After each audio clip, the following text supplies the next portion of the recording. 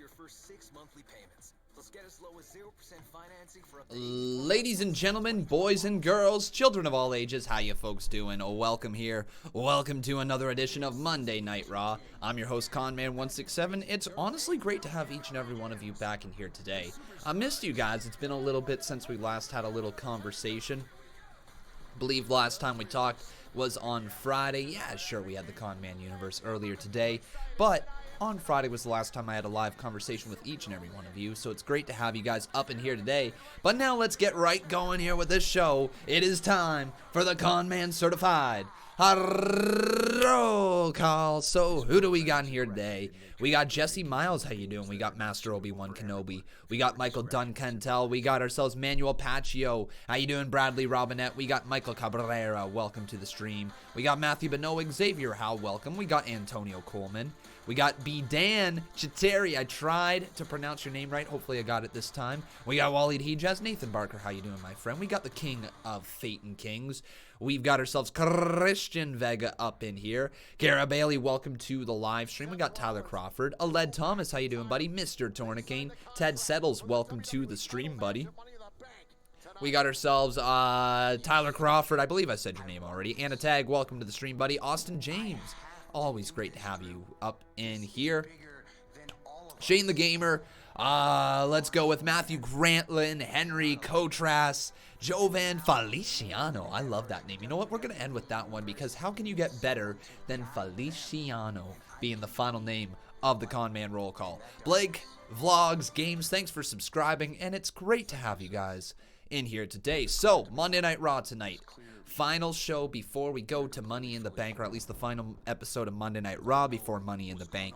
And tonight's show should be a good one. We've got ourselves a gauntlet match to determine who is going to be the final entrant in the Money in the Bank ladder match. So I expect the gauntlet match to take up a good portion of the show. It could very well be almost an hour-long gauntlet match like we have seen from Seth Rollins going into his push, you know, back, what was it, the start of 2018, I'm pretty sure Seth Rollins had that hour-long gauntlet match. Yeah, so we could potentially see something along those lines here tonight, and I wouldn't be upset at seeing something like that.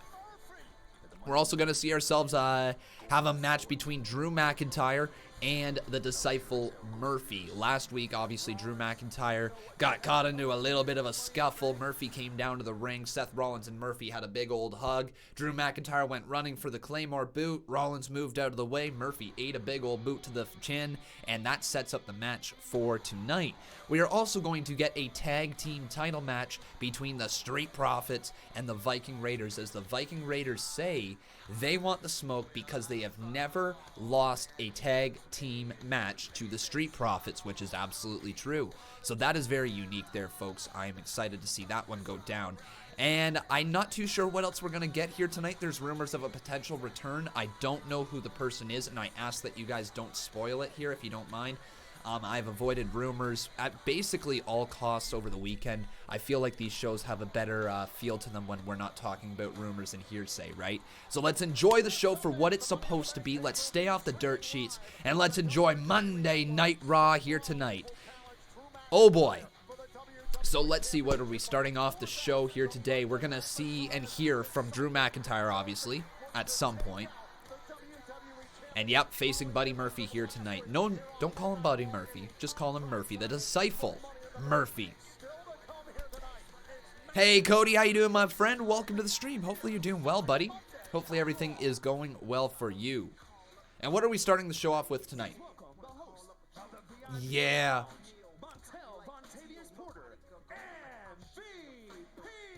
I'm as white as they come. Here is MVP.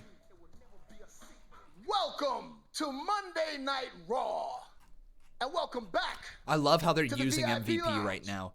Now, first things really first, enjoying it. I just want to be honest. Last week on the VIP Lounge, things went a little sideways. It was well, great to have you, Cody. Episode great to have you, buddy. Miss talking to you. Men's competitors and the Money in the Bank match. However, yeah, things didn't exactly go according to plan. Unless you consider the plan a chaotic brawl that tore up my VIP lounge. I'd say that going according to plan. We've moved on from that. This week, we're gonna return to style, sophistication, and class.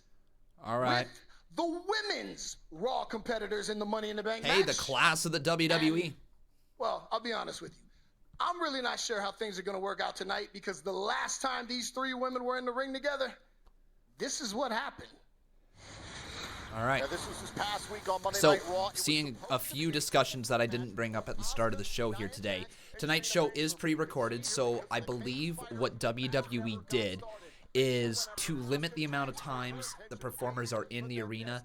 They recorded an episode after they aired a live one. So last week's edition of Monday Night Raw was live. This week's was pre-recorded from last Monday. So what you're seeing tonight is actually happened a week ago. Doesn't matter though, it is still airing for the first time here tonight. Let's take it as being a live show. I don't know what that means for NXT and SmackDown this week. It is very confusing which shows are live and which shows are taped.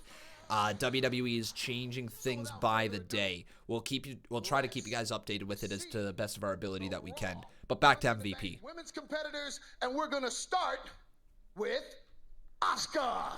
All right. So, thoughts on Asuka, folks? Thoughts on Asuka?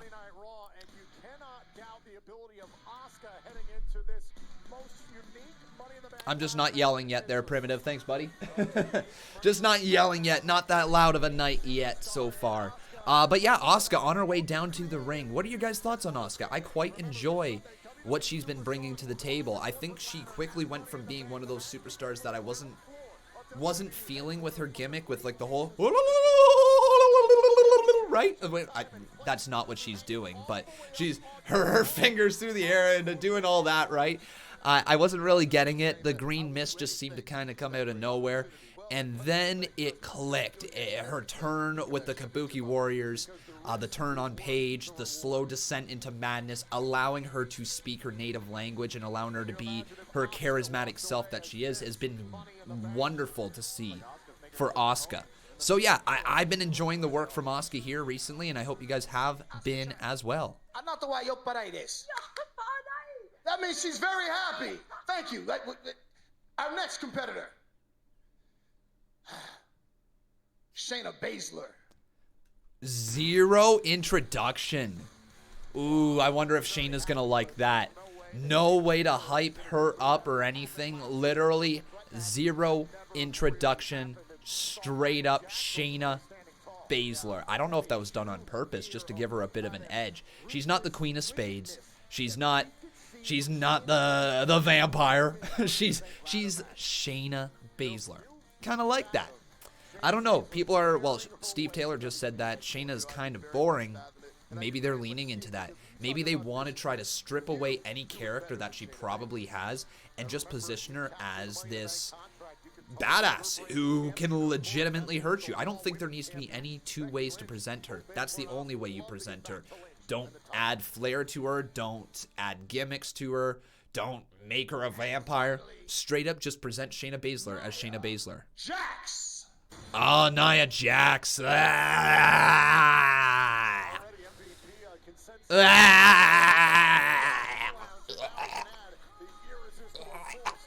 Nia Jax is here. Okay.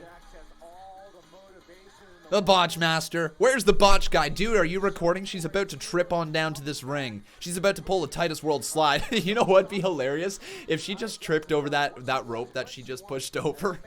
Just shoves it and trips right over it. You gonna botch getting inside of this ring, Nia Jax?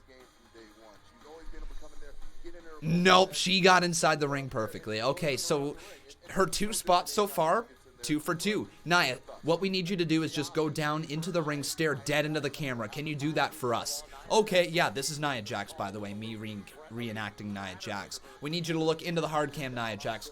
Okay. Okay, ladies. First of all, let me thank you for being here. I want you to make yourselves comfortable. Thanks, Bradley. Relax. Hey, the thunderstorm. Well, welcome, my friend. Way out of your comfort zone. Welcome. Thank you. We're going to get some Sweet Money in Knees the playing Bank in just a match second here. In the history of WWE. Nia, you are without question. I'm going to skip it, though, once it comes. So that. Dominant. Oh, God, that's going to be loud for you guys. That's going to be so loud for you guys. All right, we're just going to quickly sing it. No time to skip it. Here we go. So if you guys don't know the song, well, let's get singing it now. Sing it loud, sing it proud. If you don't know the words, here they go. So listen to my sweet voice. 3, 2, 1, let's go. Sweet me's are made of these. Who am I to disagree? Here's Nia Botch. Every opponent they put in front of me, I'm relentless. And that's the only skill I need to dominate and destroy my opponents this Sunday. You also need ability, Asuka, which you lack. Care to respond?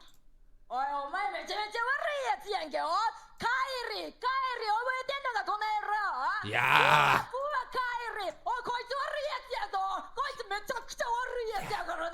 Yeah. Get her, Asuka. Speak your mind. Oh, yeah. Lay into her, Asuka. Let's... Shayna, you are first and foremost a cage fighter with a very unique set of skills of your own.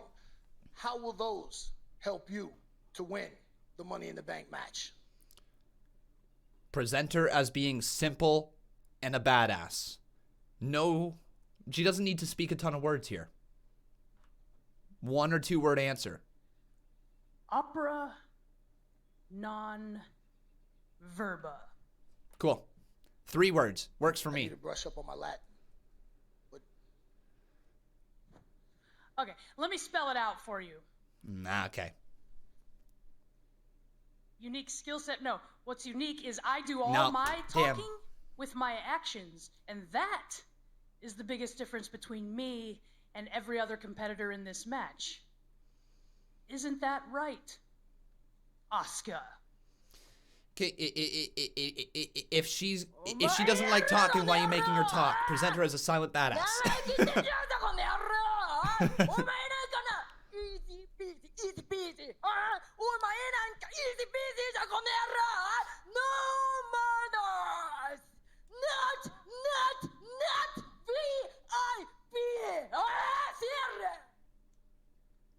All right.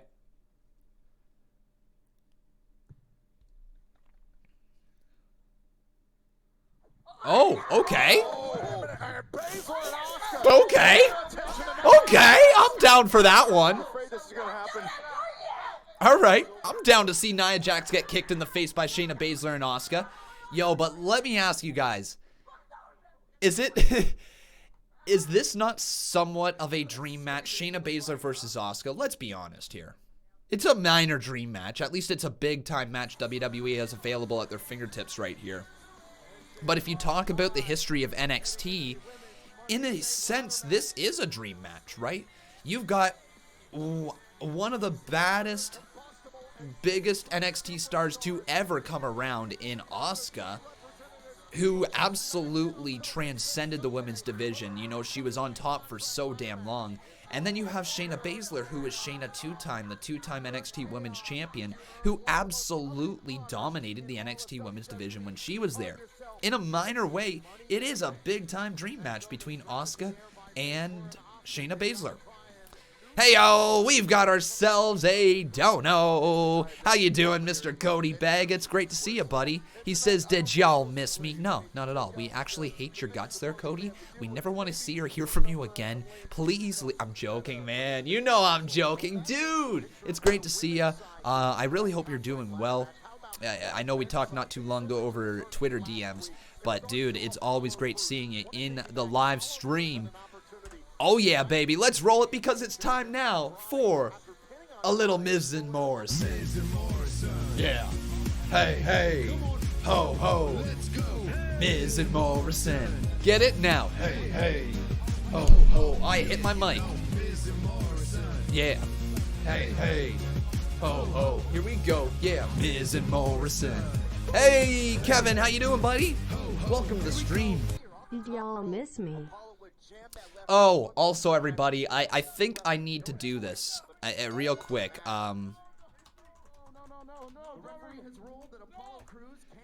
Let me do this real quick here because I think this is needed here, everybody. I think we need to wish everybody here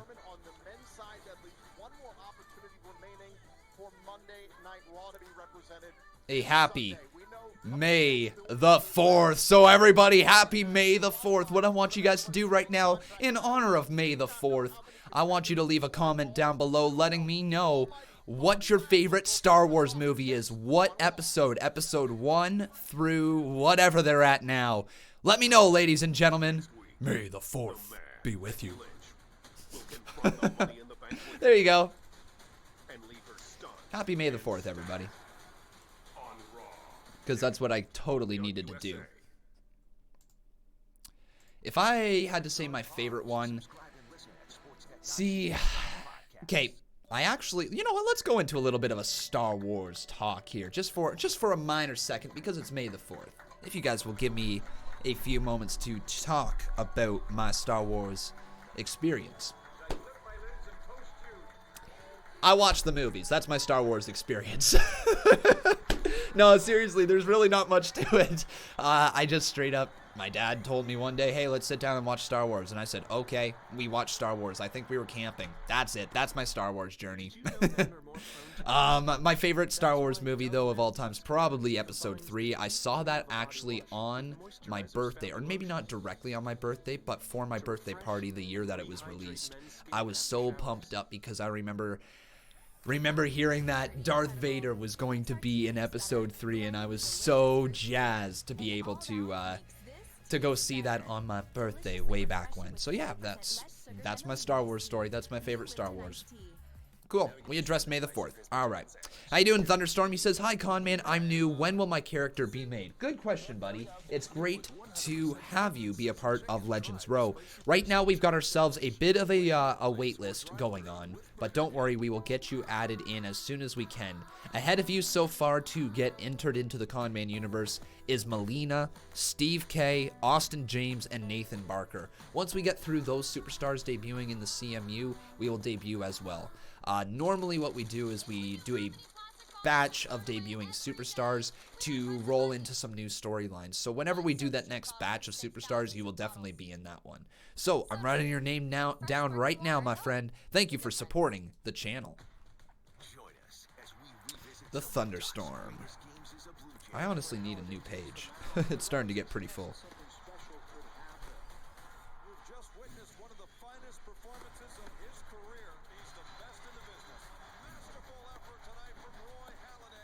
Thunderstorm. Cute. All right. The Thunderstorm. That gimmick. Oh, yeah. You guys know there's going to be some gimmicks there, right? And I see some people also asking me, how do you join the Conman Universe? It is as simple as clicking on that join button down below. If you guys join the $5 membership club, which is our main event or tier, that gives you access to the draw right here on the channel once a month to get a character inside of the CMU. There's really not much else to that. If you would like to skip the draw, though, you can become a part of Legends Row, which is available for $24.99 a month. Allows you to completely skip the draw, but once your character is in the series, you have a character, so it is up to you if you wish to continue holding on to your membership at that point. Obviously, the more that you support the channel, the more your character will be featured here on this channel. But overall, if you get a character in the series, you are in the series. And we try to write you some cool storylines. We have some fun with it. Recently, the Conman Universe has been changed. So if you have not been watching the Conman Universe within the last, let's say, month, I highly recommend that you check out today's episode. Today's episode was straight up probably the best episode of the Conman Universe I have produced in terms of editing and the way that it aired and the way the show flowed. Maybe not the best episode overall in terms of match quality, but there was some really, really entertaining matches today on the CMU. So I highly recommend you guys check that out. Today, the CMU was excellent. Charles Wright is always right. You're damn right you're always right. When you're dropping $3 donos like that, how can you not be right? Thank you, my friend. I appreciate it. Also, ladies and gentlemen, I forgot to mention earlier, but we've got ourselves a new boss. His name is Cody Bagg. Aye. And then we'll get this $3 dono right here from Charles Wright. Here comes the money. Here we go. Yeah, money talks. Here comes the money.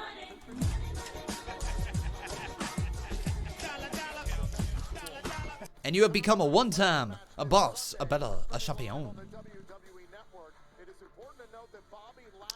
Oh yeah, that is true, Colton Starman. I guess I can kind of break that out right there. Yeah, I don't want to promise this, but I try to be in the live chat for the Conman Universe premiere episodes. So if you guys only tend to watch me to chat with me, that is still a place that we can talk. It just necessarily won't be live. I will be in the live chat, though, and we will be able to communicate through text, just like you guys are watching right here as well. No! No! Come on! No! No! No! No! No! No! No! No! No! No! No! No! No! No! No! Are you kidding me? I thought he was retired. I thought we lost the. Oh my! Oh no! No! Oh my God! No, Titus is. Oh, Titus versus Bobby Lashley. Titus wide. God.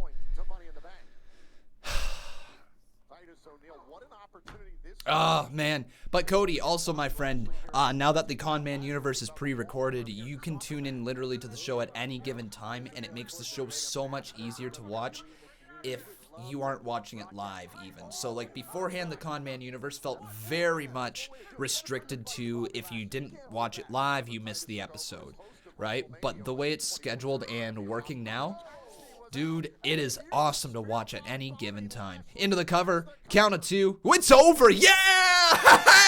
Woo, there we go, that's what I'm talking about. Yeah, man, Titus, suck it. Oh, here comes Akira Tozawa. Why Tozawa now? Oh, right, gauntlet match. Gauntlet match. Gauntlet match. Okay, so this was the gauntlet match. I honestly missed all of that already. But here we go. Bobby Lashley. So it's going to be AJ Styles, isn't it? Right? That's where this is going. AJ Styles is going to come back at the very end and win the gauntlet match to qualify for Money in the Bank, right? I'm assuming that's what... Oh, there's a spear to from Lashley to Tozawa. Cover 2. It's over. Wow. Wow. Here comes Shelton Benjamin, so they're really they're really trying to build up Bobby Lashley, which I am all for. I'm still waiting for the Bobby Lashley versus Brock Lesnar match to happen down the line because that match is money. It doesn't even need to be for a title. It's just money. It's a match I want to see. It's one that you could literally build up for cross-mainstream appeal. I still don't understand why they never did Bobby Lashley versus Brock Lesnar in Saudi Arabia. I just don't understand why they didn't do that. That one was at their fingertips for a money match on the road to WrestleMania that people would be invested in and believe in right away. They chose not to. And instead now Bobby Lashley is a cuckold to Lana. Okay, anyways, oh, step up knee right there, nobody home, as Shelton Benjamin swung for the fences, but Bobby Lashley either botched or moved out of the way. Oh, there's a botch. Botch guy, you recording that one? I hope you are, my friend. Speaking of botch guy, I literally got a text him back right now. We are trying hard to plan our predictions this week to record for you guys. So hopefully we're going to be able to get that done. I don't know exactly what day we're recording it, but there's not a ton of time to do so. Hopefully we are able to find the time. I certainly did, Cody. And hey, Jordan Coggle, that's my boy. How you doing, buddy? Hopefully you're doing fine. The dancing maniac in the CMU came on in and dropped that heat. So thank you, my friend, for that 40 bomb right there. You guys know what time it is. It's time to hurt, and it's time to heal. So let's get this up there. Oh, I just about pasted my real name. That wouldn't have been good.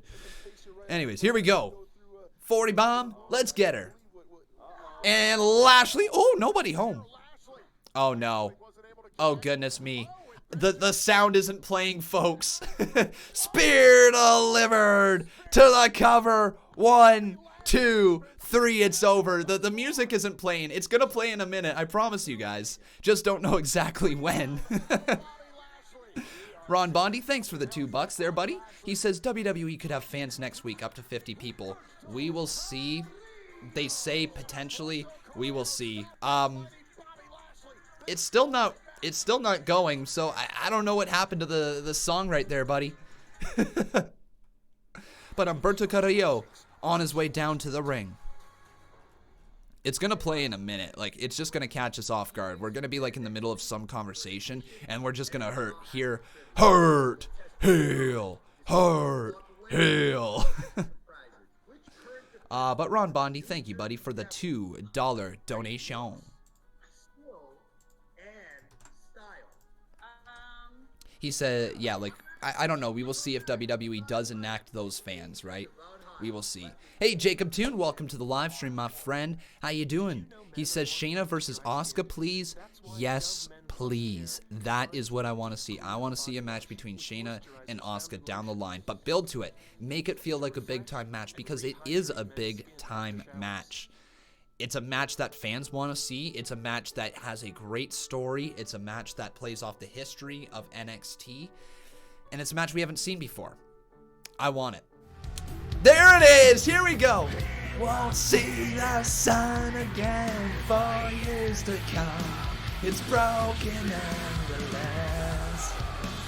Heel, hard, heel, hard, heel, hard, heel. There we go. There it is, everybody. The stream had a little bit of a botch, but it's okay. It's okay. The streams do sometimes botch out. Just like anything, they've got their issues. So let's roll this $5 dono there from Jacob Toon, the Toon Man. How you doing, buddy? Let's roll it. Burn it down.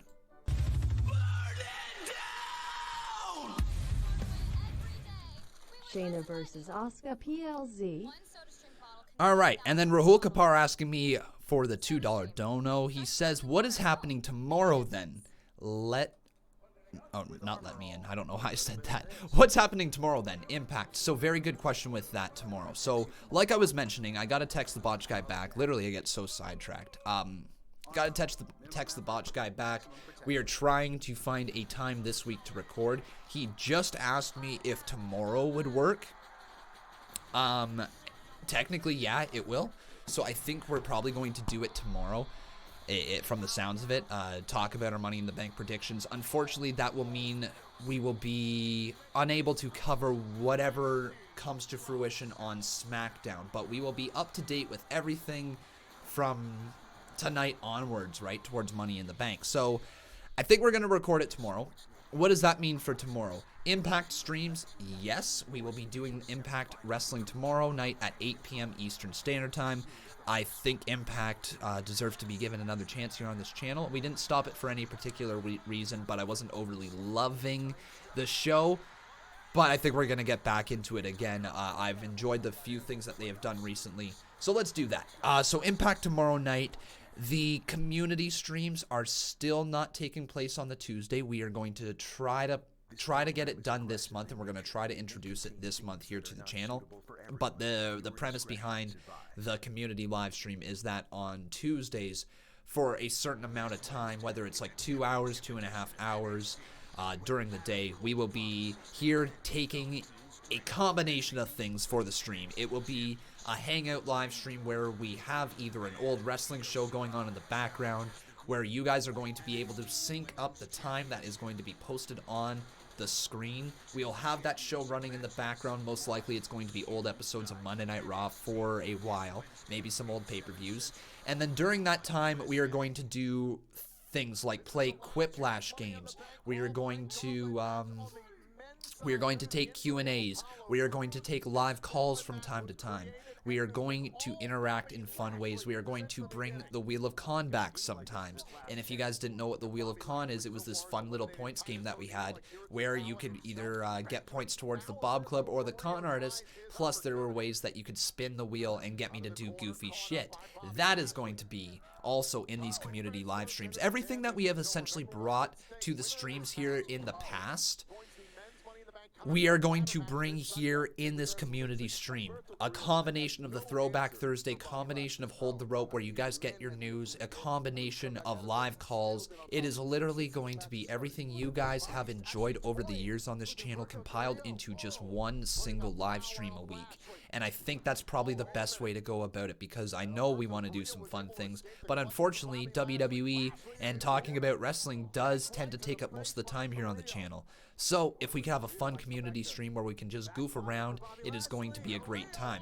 But now, here's the thing that I got to say about that stuff there. If you miss the live stream, it is not going to be a video that you can watch back at a later time unless you are a member. The only reason that I am doing that is because if we post the live stream after it airs, it will affect the channel in a negative way. It will affect our standing in the search results and all that. So if you guys wish to watch it at a later time, that will be available to all members who are a $2 supporter and up. It's as simple as that. So if you guys wish to, for whatever reason, watch that stream back at a later time, you can do so, but you would have to be a member. And I think that's only fair, unfortunately. So yeah, be a part of the live stream if you wish to be a part of the content, and we will have a ton of fun. When that does become officially a thing, I will let you guys know. But here we go. Let's get current match up here on the screen.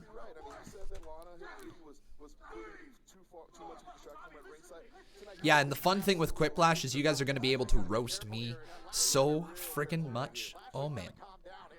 Vazmi asking me, so when is your throwback live stream? Again, my friend, that is all going to take place in these community live streams. So it's going to be a combined thing. Wait a second. What? Lashley disqualified? I've just been informed that Bobby Lashley has been disqualified. Therefore, he is eliminated. Wow. But Bobby Lashley going to get the heat right back on him by attacking Umberto and launching him halfway across the ring. Lashley lining up a spear. Another spear delivered. I wonder if they're giving Bobby Lashley the spear as the finisher because Roman Reigns has essentially been held off TV. Now that they've got Roman off TV, they're like, yeah, Bobby, have your spear back, my friend. Have your spear back. Okay, so Bobby Lashley eliminated. Humberto Carrillo continues onwards, but it might only be a matter of time. Unless this is going to be AJ Styles. Oh, that is amazing booking. That's amazing booking. Angel Garza on his way down to the ring now. Oh, yes, that's amazing booking. Yo. Seth Amphetamines, how you doing, my friend? Thanks for the $10 dono. He says, Con has the clap. The only clap that I have is this type. Yeah, it's my best comeback for you, my friend. Thanks for your $10 dono, buddy. We're going to roll your dono right now. Boom. Behold the king. The king of kings. On your knees, dog.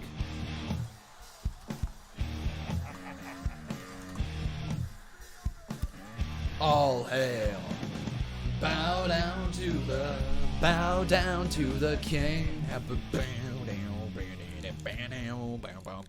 Con has the clap. Forgot that's what the comment was. Okay, and also, ladies and gentlemen, forgot to mention this beforehand, but we've got ourselves a new boss. His name is Jordan Goggles, so thank you, my friend, for all your support here on this channel.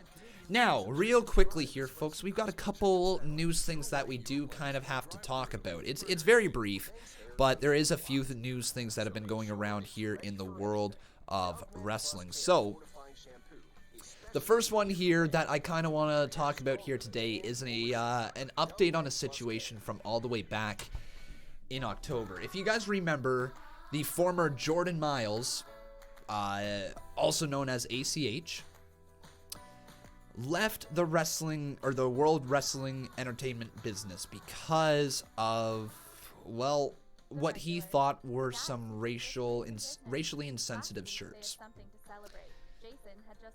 I'm white. I honestly can't comment on it, right? You know, I understand where he might have been coming from if it was. However, there was a lot more stuff that ended up coming out afterwards, that he had seen the shirt beforehand. He was outraged here, yada, yada, yada. So anyways, this is the update on the situation with ACH. So this is a direct quote from Fightful.com. He says, "It wasn't even a wrestling matter.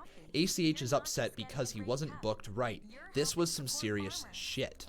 I honestly wish I did things differently. I had people trying to tell me to use mental issues not as an excuse, but I say it was the thing. You're depressed, right? That's why you were lashing out. I was angry. I'm not gonna be like, sorry, mental illness. That's a serious issue.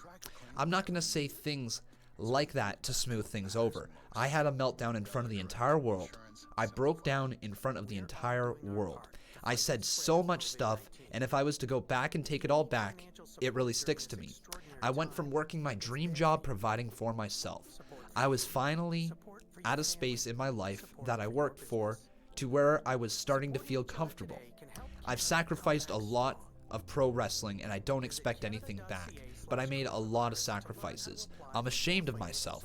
I'm embarrassed. This is something that I will never be able to shake. I know I embarrassed a lot of people. Most importantly, I embarrassed myself. I'm just not used to this type of negativity and attention. Waking up angry for no reason, mad at the world. Truth be told, it's all my fault. I'll take the blame for this. I could have put the phone down and deleted my Twitter app. It took my passion away from me for what I love. I don't have passion for anything else but this. Once it got taken away to the point, I don't even want to watch wrestling. I wake up and I'm like, what's my life's purpose? Without my passion, what do I do? It's going to be a stain on my career forever."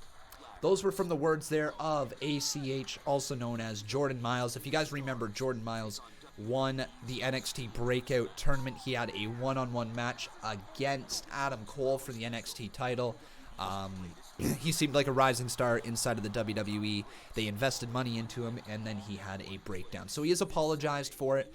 It is what it is at this point. Who knows if his career is ever going to recover, to be quite honest. I don't know if it will. He wasn't a megastar to begin with. He had his following. He's going to have his stands for sure, but I don't know if his career is ever really going to recover from that point. The other thing that I kind of wanted to talk about here is an update on Kevin Owens. So Kevin Owens, ladies and gentlemen, if you did not hear, has a minor injury. So the most recent update on Kevin Owens is that he, he revealed in an interview with RDS in Quebec that he was battling an ankle injury, the severity of which will be revealed through x-rays. So he doesn't particularly know how severe this injury is at this point. The match at WrestleMania would see Kevin dive from the WrestleMania sign onto Seth Rollins, who was laying flat on the announcer's table. Dave Meltzer of the Wrestling Observer notes that Owens is only expected to be out for a couple of weeks, so not too long, ladies and gentlemen. Also in the interview, Kevin Owens discusses the current state of WWE during the coronavirus pandemic. Kevin says that it is special for WWE to be deemed essential as they provide an escape from reality for many. However, Kevin also says that WWE is not mandating any talent to work the tapings, and he has elected to stay home with his family. Love hearing that. Love hearing that, because that's what I want to hear more of. As for Kevin Owens, WrestleMania opponent Seth Rollins is currently eyeing his eyes on the prize of the WWE Championship. If I was in your corner, it would have been. I could have done something. Not now. Uh-oh. More Lana and Lashley issues. More Lana and Lashley issues. I smell a breakup. I think. I hope. I want to see Lashley dump her thought ass. Oh, that was so mean. Oh, that was so mean. Whoops. Okay, how you doing there, TNT 56 Ace? Welcome to the stream, buddy. Oh, but before that, Raul Kapar dropped $2. So, Raul, my friend, I believe you have become the new boss, if this runs correctly.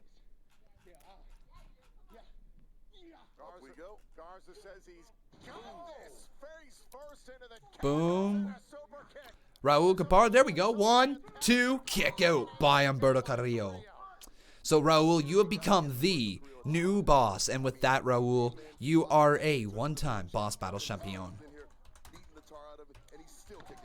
Yeah, and once again, dude, thank you for all of that, all of your contributions during that time, during the COVID-19 fundraisers. You really, really helped out, dude. You were among the many individuals that really helped out.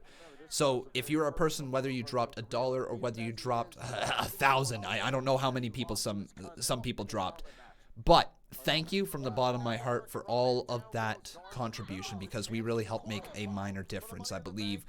Just to kind of reiterate, Google will be matching for every dollar that we raised, Google will be matching $2. So together, ladies and gentlemen, we raised nearly $10,000 with the help of Google and with your guys' contributions towards the COVID-19 Solidarity Response Fund. So honestly, guys, thank you again for all of that. I still can't believe we got up to that number. It's insane. It's insane. Here we go. So TNT56 Ace, he says, glad to be able to finally donate directly to you. Love what you do and keep up the great work. Thank you, TNT56 Ace. I really appreciate that. You were a great contributor during that COVID-19 pandemic fundraiser as well. So thank you for the 20 bomb right up in there. And dude, that right there is absolutely, oh no, it's positively, no, it's ridiculously, it's stupendously glorious. Till I'm victorious, and I will defend. Man. Glad to finally be able to donate directly to you. Love what you do and keep up the great work. Vazmi, my friend, we are doing a combination of Throwback Thursday on our Tuesday live stream. So I think a lot of people are interested in this, and a lot of people kind of caught the tail end of the conversation earlier. Oh man, Humberto Carrillo kind of being rolled up here from his cousin. Angel Garza down to the cover, bridging out, count of 1, kick out. Holy moly, into the cover again, count of 2, kick out there from Humberto Carrillo again. Cool. So this new show that I kind of have going around in my mind, brainstorming a little. It is going to be a Tuesday show that we basically bring everything we have done in the past on this channel.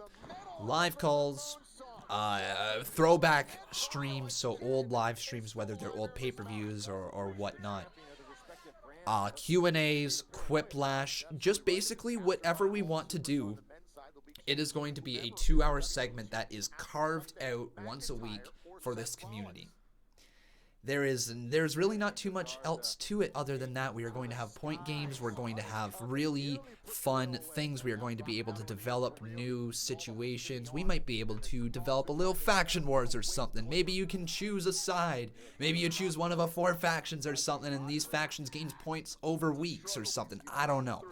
There is things that we are going to be able to do, and I'm so looking forward to it. Now, do I have a particular start date for this? No, I don't. I legit don't. Oh, roll up here. Humberto, 2. No way. Oh, come on. And Humberto Carrillo pins Angel Garza. So, Angel Garza not going to Money in the Bank. Interesting. And it's going to be Austin Theory that comes out next. So do you give the win for Austin Theory here? Yes, you do, because Angel Garza has been protected quite a bit since his debut. I think you give Austin Theory the win over Humberto Carrillo at this point. Austin Theory needs some momentum. He's been getting pinned a lot here on the main roster. So, yeah, let's give this win here to Austin Theory. Then whoever comes out after him can decimate Austin Theory, right?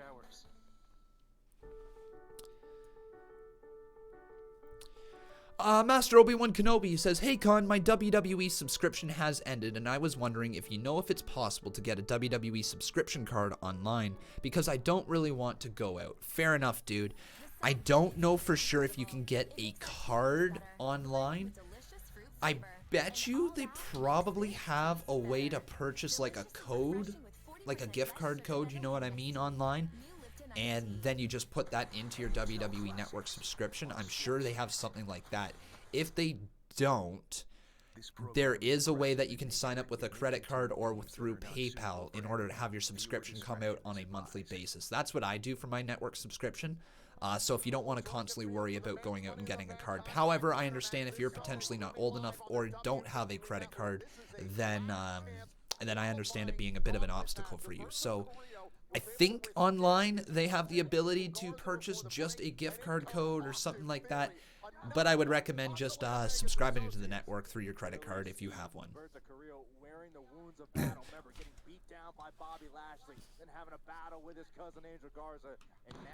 Does anybody know how many people are in this match? Shane the Gamer is asking us. I legit don't. Normally gauntlet matches consist of 5 or 6 people, but WWE legit could put any amount in here. Like, we've already been going for 45 minutes on this show, and it doesn't feel like we are getting close to the climax of this matchup. So I think we've got ourselves a bit of time still. WWE champion. You know, there's very, very few opportunities in this industry to catapult yourself directly to the top. And the Money in the Bank briefcase is definitely one of those rare opportunities. Check the tweet I sent you. Sure thing, bud. Sure thing. Over here. This is a great plan. Humberto, he's taken a tremendous beat. So what does Steve Taylor got to say? So get him on the ground. Take away his air. What are your guys' thoughts on gauntlet matches? Do you enjoy them? Personally, I think they're quite enjoyable. To me, nothing beats nearly an hour long of wrestling just back to back to back that tells a story throughout the whole show. I enjoy it a lot. Gauntlet matches very rarely miss for me. So let's round this up. The tweet itself, apart from the video, says the passcode protects the truth. Then there are multiple coordinates. One of the coordinates being from the college Drew graduated from, and the location of the PC, along with the date of Money in the Bank and the time of 8:53 p.m. Yo, Steve, that's dope. So, if you guys have not seen the video, that's neat. Also, he might be coming after Drew McIntyre. Who could it be, guys? If it is coming after Drew McIntyre, what are you guys thinking? Who might it be? So what's going to happen at Money in the Bank at 8:53 p.m.? Remember, WWE runs off the Eastern Standard Time. Really hyped now. So 8:53 p.m., something is set to happen at Money in the Bank. I legit don't know. To the cover, Austin Theory off the forearm to the face and a kick out by Humberto Carrillo.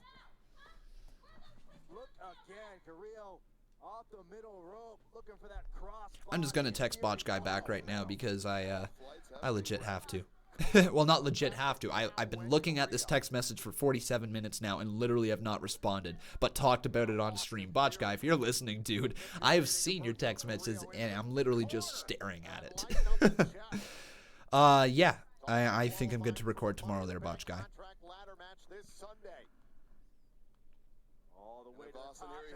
This might be all he needs. And the superplex by Theory. To the cover. Humberto Carrillo got Austin Theory. No way. Incredible. Austin Theory has been eliminated. Carrillo has survived 3. Hey, there we go. He isn't buried alive anymore. Ladies and gentlemen, back from the dead, it's AJ Styles. Woo! Yeah. The phenomenal AJ Styles is back after WrestleMania. And remember the feud he has had with Humberto Carrillo? Great storytelling again. But Humberto is in a tough spot as AJ Styles has made his return.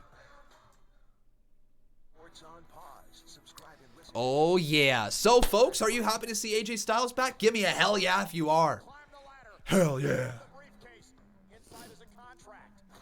That's pretty awesome to see AJ Styles come on back. Addicted Chip says, I thought AJ Styles was dead. Just like I said, my friend, he is back from the dead. Oh, yeah. So, I think it's almost a foregone conclusion AJ Styles is going to be the man who is going to Money in the Bank, right? I would have a tough time believing WWE not giving him that spot. Jack Taylor, thank you very much for following me over on Twitch. Awesome stuff, buddy. Con, Eliza's going to throw Corbin out of the building at Money in the Bank. Maybe. Maybe. We will see. I do have a feeling somebody is taking a big old bump off the top of the towers at some point during the Money in the Bank ladder match, or at some point during Money in the Bank in general. I don't know for sure how it's going to happen, but I have a feeling somebody is getting tossed off the top of the building. I have a feeling. Don't know for sure. Somebody's going to try to commit murder. It's murder, but it's going to try to go down. I have a firm belief that that's going to take place at Money in the Bank. You don't generally hear reports of Vince McMahon asking his performers to do something that he wouldn't do, right?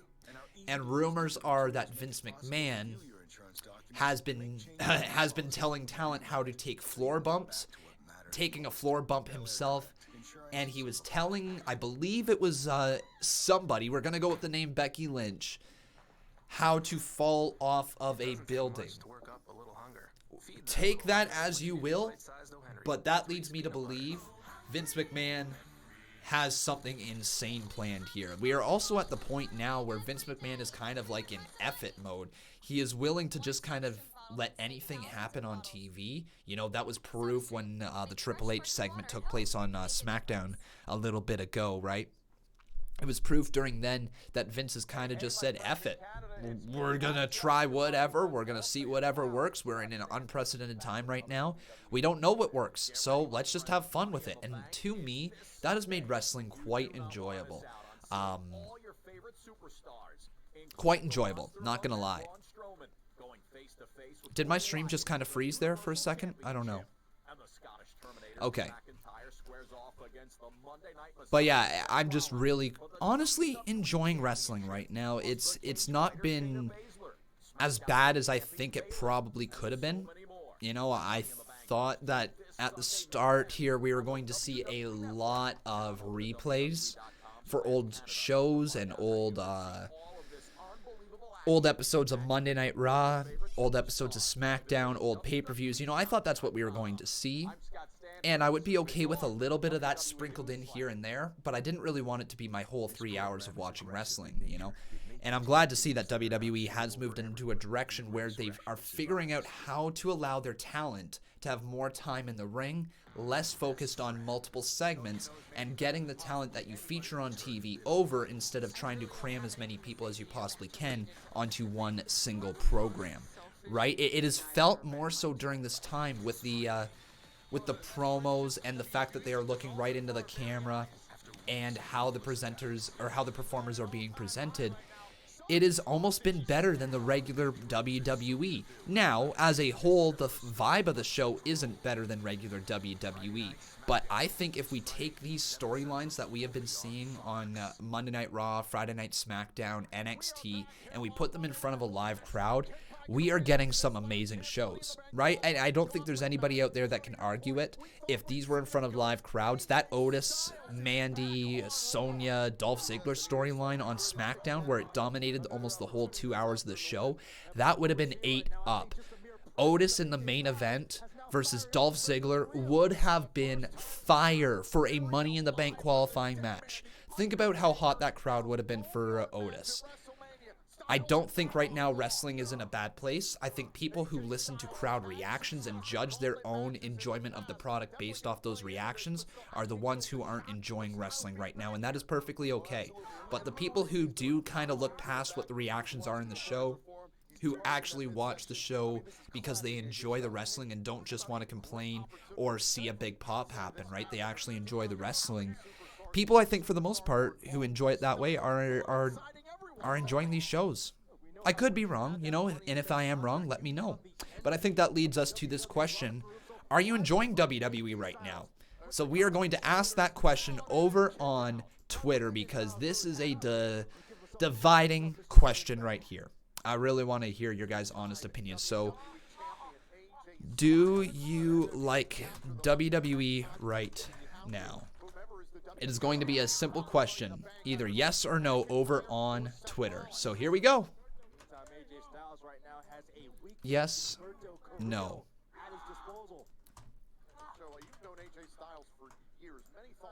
All right, go vote.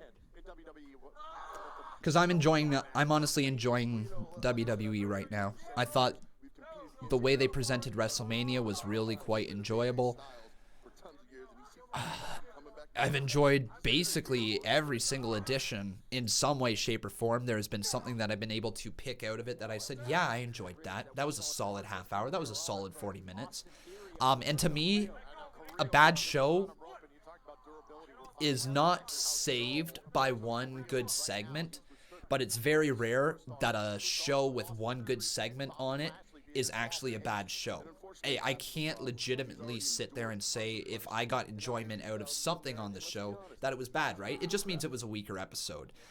Yeah, sure, sometimes there are things that I don't get any enjoyment out of, and then I'm like, yeah, that's a bad edition of Raw, or that's a bad edition of SmackDown. But for the most part, I enjoy what WWE produces. For the most part. For the most part. But we got a few donos right here to get to real quick. So, right after that big old dono from TNT, who became the new boss in the process. I don't think I marked that down. So, TNT 56 Ace, you, sir, are the new boss. One-time boss battle champion. Oh, yeah. Styles working on the calf right now of Humberto Carrillo. Addicted Chip then followed it up right here. He says, I thought AJ Styles was dead. I think we already read that $2 dono. We did. Mr. YT Jakey A, how you doing, my friend? He says, well, we all know that Humberto is winning now. LOL JK, but hi. How do you feel about the Tamina push? I've heard a lot of good things about Tamina backstage, but she has never been someone that I personally get enjoyment out of. I think her matches are okay at best. She's an imposing figure when built up correctly, but she's always been built up to be beaten, and she was never built up to be the center of a push, right? I like that she at least is getting a chance at the Women's Championship. You know, she probably deserves it being around for so long. She doesn't deserve to win it. She's just a placeholder in the storyline before we get to Bayley versus Sasha Banks. It's what it is right now. It doesn't make for the most compelling television, but at least WWE is trying hard to turn it into a good story. So, yeah, it is what it is. Well, we all know that Humberto is winning now. Lol JK, but hi. One Rowdy Hunter. How do you feel about the Tamina push? One Rowdy Hunter says, remember the Shoop Sharter? Do I remember the Shoop Sharter? Do I remember the Shoop Sharter? I remember the Shoop Sharter. I'll Shoop Sharter you out of this chat, boy. I'm joking. Thanks for the $2 dono, my friend. Jacob Toon then followed it up. He said, Jinder versus Drew, WrestleMania 37 main event. I enjoy Jinder Mahal's work. I think he's got something to offer here in 2020. Yes, we need to see Jinder Mahal versus Drew McIntyre, but I don't believe it needs to be a WrestleMania main event or anything like that. Leanne Phelps, how you doing? She says, I got good news. My back is feeling a lot better. That is good news there, Leanne. It wouldn't be good news if it was feeling a lot worse, so that's positive news. I like that. Good to hear. AJ Styles up to the second rope, goes for a moonsault, nobody home. Oh, he catches Humberto with the DDT. Inside cradle, though. Count of one, count of two, kick out by Styles. Oh, what a double clothesline. And down go both Carrillo and Styles. Mr. YT JKA, he says, how do we know that we are getting Sasha versus Bayley? I mean, we don't, right? This is all speculation. This is all just me taking a look at the storylines and making an educated guess as to where they're going. We don't know for sure. Just considering how the story has been told, it certainly feels like we are going to get it. Oh, no! And speaking of getting it, Humberto Carrillo just got the calf crusher, and AJ Styles is going to Money in the Bank. There you go, folks. They don't want none. AJ Styles.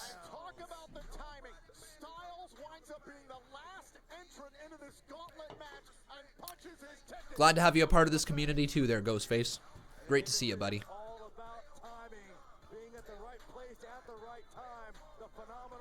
Woo, okay. Oh, come on. Styles, no, this is enough. No, okay, man. No, enough is enough. Reestablishing himself as a major heel, attacking the left knee of Humberto Carrillo. Talked about earlier, Tom. AJ Styles is a changed man after that Boneyard match at WrestleMania.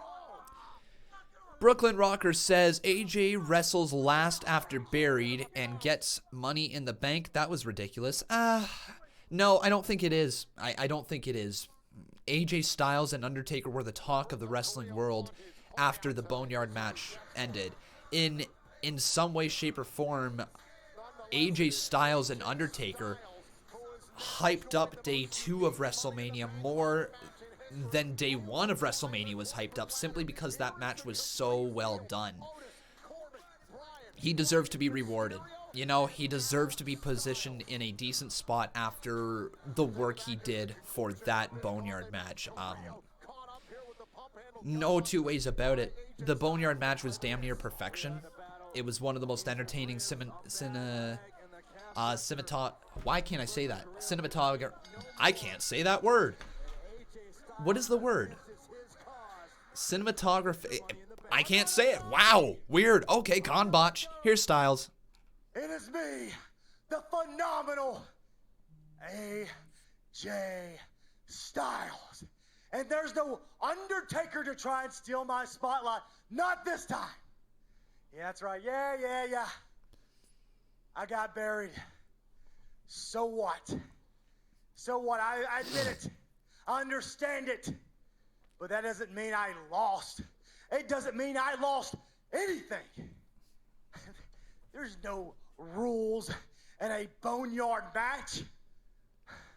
No rules at all. But that was then, and this is now. Oh, the tagline, he said it. Seized an opportunity. Cinematography, thank you, Unbroken. I am now in. I was trying to say something along those lines, like one of the greatest. Cinematic. Thank you. Nope, Icy Soldier got it. Cinematic.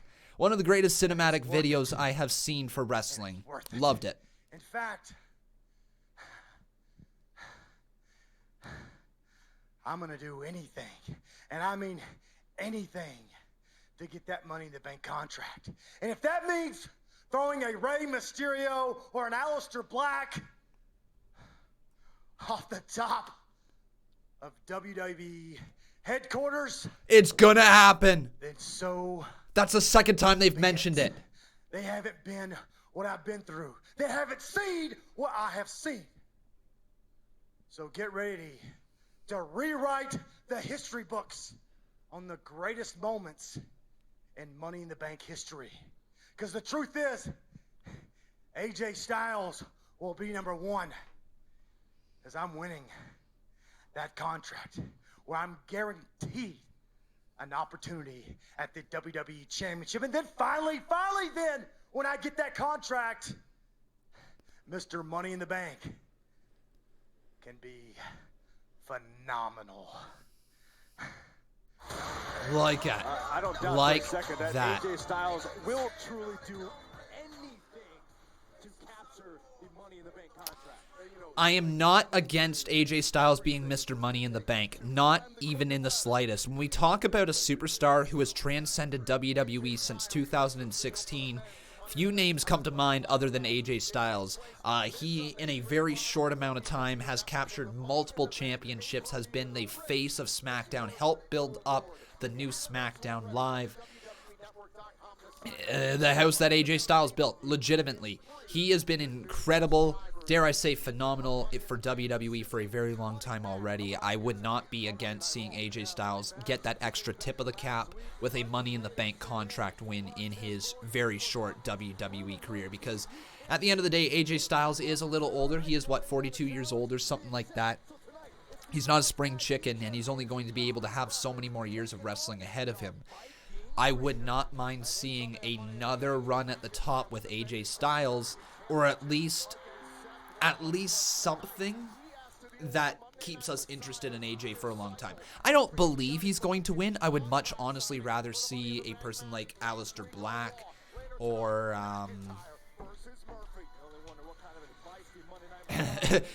Alistair Black. I'd much rather see Alistair Black win the Money in the Bank briefcase because I don't think we've had a badass babyface champion as Money in the Bank before. We've had babyface champions, we've had slimy heel champions, we've had badass heel champs, we've had everything but a badass babyface Money in the Bank contract winner. At least that comes to mind. So maybe Alistair Black. I do kind of want to pull up a photo here that I retweeted the other day that I thought was one of the cooler representations of what Black could look like as the WWE champion. Well, there it is, folks. That photo right down there with the WWE Championship along the shoulder of Black, I think it looks pretty damn good. He doesn't look out of place as champion, and I think that might be a decent one to try to build Alistair Black up with. He's been at the top of the card, or the upper mid card for about 8 months now. I would say he's been on that cusp of the main event level. Whatever it takes to get him over that hump, it might be Money in the Bank, it might be a major feud against somebody else. I don't know what it is to necessarily get him truly over that hump, but I think he is almost there, and a Money in the Bank contract win would definitely do him wonders. Now, whether it's a Money in the Bank contract win that he holds on to for like 8 months towards a year to build Black up, or if they have him cash in within a couple months' time, you know, maybe just after SummerSlam, maybe at SummerSlam, you know, they could do something along those lines. I don't know for sure. There's definitely directions they can move in. McIntyre versus Black is a future pay-per-view main event. It damn sure is. Now, I'm trying to remember, how did the progression of champions go? Did Drew McIntyre take the NXT Championship away from Alistair Black? Hang on, who did Drew McIntyre win the NXT Championship off of? I'm blanking. Today at Walmart, it's Rude, thank you, Rude. Okay, Rude. Right. The progression went Rude, McIntyre, Andrade, Black. Yes, that's right, folks. Thank you. Yeah, okay. And work hard to keep shelves stocked. We've increased Yeah, right. Alistair Black took the title away from Andrade, and Andrade was the man who took the title away from Drew McIntyre. So they could lean into that. Hey, they could lean into that one. That could be a good way to kind of spark that rivalry a little bit more. Alistair Black could say, back in NXT, you lost the NXT Championship to the man I beat for the NXT Championship.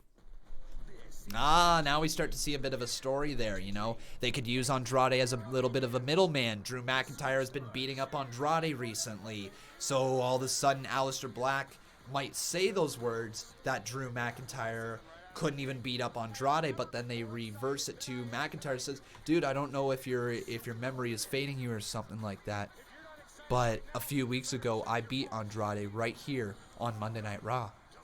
I was not the man I am today back then. Today, I'm a man who will kick your head off. Something like that.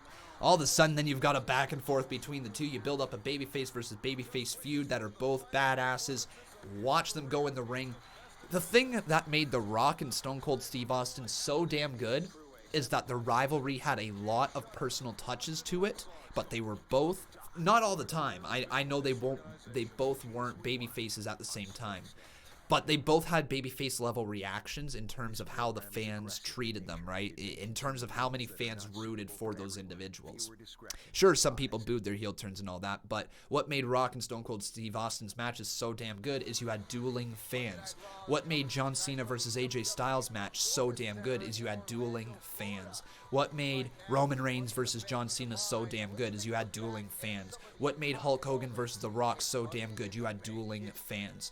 That's what you want to try to build up a reaction to. You want to build up to those mega babyface versus babyface matches because those are the ones that draw the money.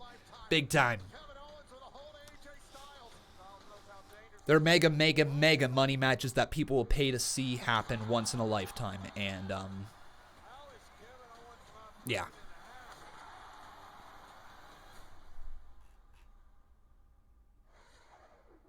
Oh, how you doing there, Botch Guy? I didn't see you come into the chat, buddy. I believe you're in here at least. Yeah, there you are, buddy. Nice to see you, man. Hopefully you're doing well.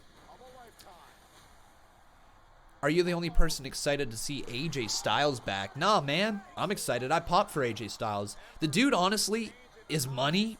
I think you might have just missed my little spiel on AJ Styles there because I think the guy honestly should be a contender, a big contender for the Money in the Bank contract this year.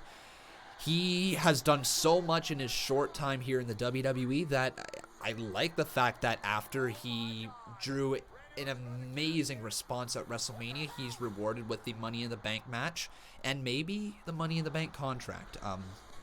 People will say we'd rather it go to a younger star and all that, but there's no denying the fact that AJ Styles is a mega star, and a Money in the Bank contract win for him is not the worst thing that could happen. Not at all. Oh, here we go. It's the Monday Night Messiah. Seth Rollins, Sethy Boo. The CrossFit Jesus. The man your mom wants. It's Sethy Boo. All right. So, I got to run a few donos right here because I'm running behind. Jacob Toon dropped $2. He says, phenomenal forearm off the tower. Yes, sir. I think that's going to happen. Just wanted to drop in and say hello. AJ Styles is such big news. Money in the Bank got even more interesting. It sure did. And Mr. Botch Guy, I believe now is the time that we can plug again that we are going to be doing our predictions for Money in the Bank that runs this Sunday. So at some point this week, we are going to jump in, record our predictions, and then you guys are going to be able to see that video this week. So get excited. A collaboration is coming between the Botch Guy and Conman167. Botchman167 and Botch Guy line up to talk wrestling. A couple of Canucks talking about the WWE. You don't want to miss it. Tune in some point this week. Here's Sethy Poo. Thanks for taking some time to sit down. Now, before you challenge Drew McIntyre this Sunday at the Money in the Bank pay-per-view, your disciple Murphy will face the WWE Champion tonight. So, any last-minute predictions you have? Charlie, whatever is meant to be will be. Now, with that said, I do have the utmost confidence in my disciple Murphy. Okay, well, let's focus on you then. How do you prepare for a WWE title match against someone as dominant as Drew McIntyre?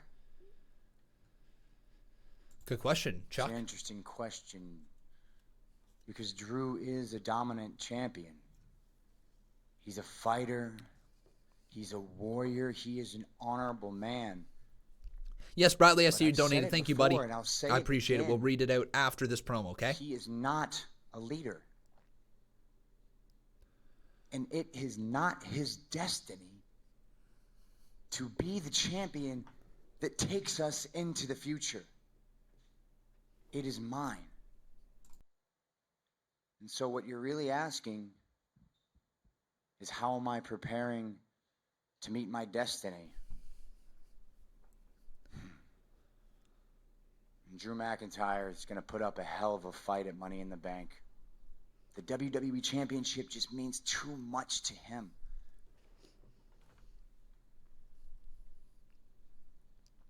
But I am willing to sacrifice myself for the greater good that is my destiny. And look, everyone thinks that I'm trying to take something from Drew McIntyre, but that's just not true. That's not the case. Because being a champion and being a leader is more than just what you do in this ring. You represent an entire generation and all the generations that came before you. You represent an entire industry. That is your responsibility, to be that champion, to be that leader. And Drew is not ready for the pain and the suffering and the agony and the despair that comes with being a champion, both mentally and physically. He's not ready. And so I'm not trying to crush Drew's dreams. I'm not trying to take anything from him. I am trying to unburden him. I like this story. To take the weight off of his shoulders and to put it onto my own. I am trying to save Drew McIntyre. And that is the absolute truth. And at Money in the Bank, my destiny will become a reality when I stand in this ring. When I stand in this ring with my hand held high and the announcement rings true. And new WWE Champion, the Monday Night Messiah, Seth Rollins. Love it. Love it. Love it, love it, love it, love it, love it. Why? Because Seth Rollins has found his voice again. During that time when here's the thing. Okay, let me back it up even further. A confident Seth Rollins is a Seth Rollins that will draw you money. A Seth Rollins that isn't confident in his standing and where his character stands with the fans is not a Seth Rollins that draws money. That character that we saw right after he won the championship from Brock Lesnar, we didn't have a clue where Seth Rollins really stood in the WWE, right? We didn't. Hey, MVP is back with Shane Thorne and Vink. Alexander is up next, but I couldn't resist one final word of encouragement. Great moments are born of great opportunity. And that's what you have here tonight. This is the speech from Miracle, isn't it? That's right. And it's a miracle that you have this opportunity tonight. Two of Australia's finest against two of Raw's flyest. Yeah, I like the sound of that. You know, we know what it's like to lose to those guys, and it's not happening again. You know what, after this match, Cedric and Ricochet are going to have all the opportunity to tell anyone that will listen what it's like to lose to Shane Thorne and all 6'5" of Brendan Vink. Brendan Vink.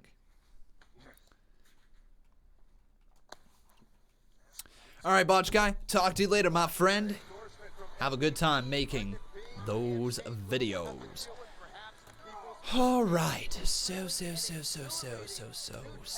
Let's roll this $5 dono right here from Steve Taylor. Thank you, buddy. He says, well, he says this. Bro, Con, you gotta watch Tamina's There's Nobody Nicer Than Tamina vids on Twitter. It's gonna throw you off at first, but it's really good. Okay, man, I will check that out at some point. I've never even seen them on Twitter, so I will let you know for sure once I kind of watch it. And then Bradley Robinette, he followed up. He says, "Hey, Con, my TV was out. What did I miss in the first? What did you miss in the first?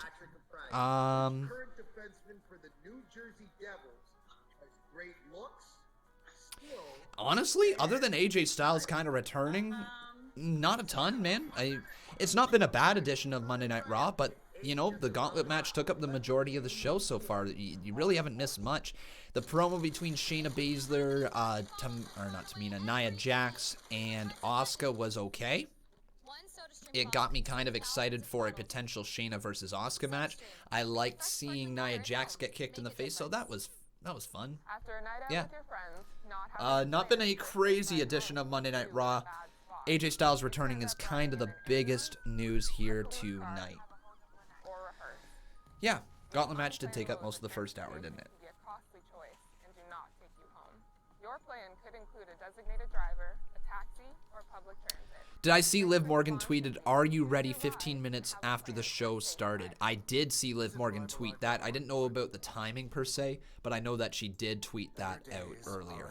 Bradley Robinette, he says, oh yeah, we just said that. Thank you, Bradley. Let me roll this $2 donation. But I think it's now time, ladies and gentlemen, for me to say, if you have not done so, make sure you leave a like on this video. Also making sure you are subscribed to the channel. We got 388 watching in here right now, so let's get that like count up, up, and up.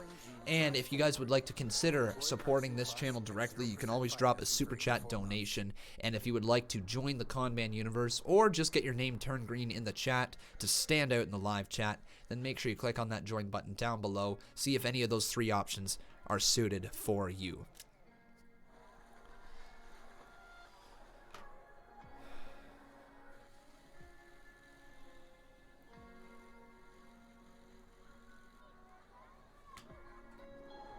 Just reading through the chat right here, folks. Why don't I like Nia Jax? I mean,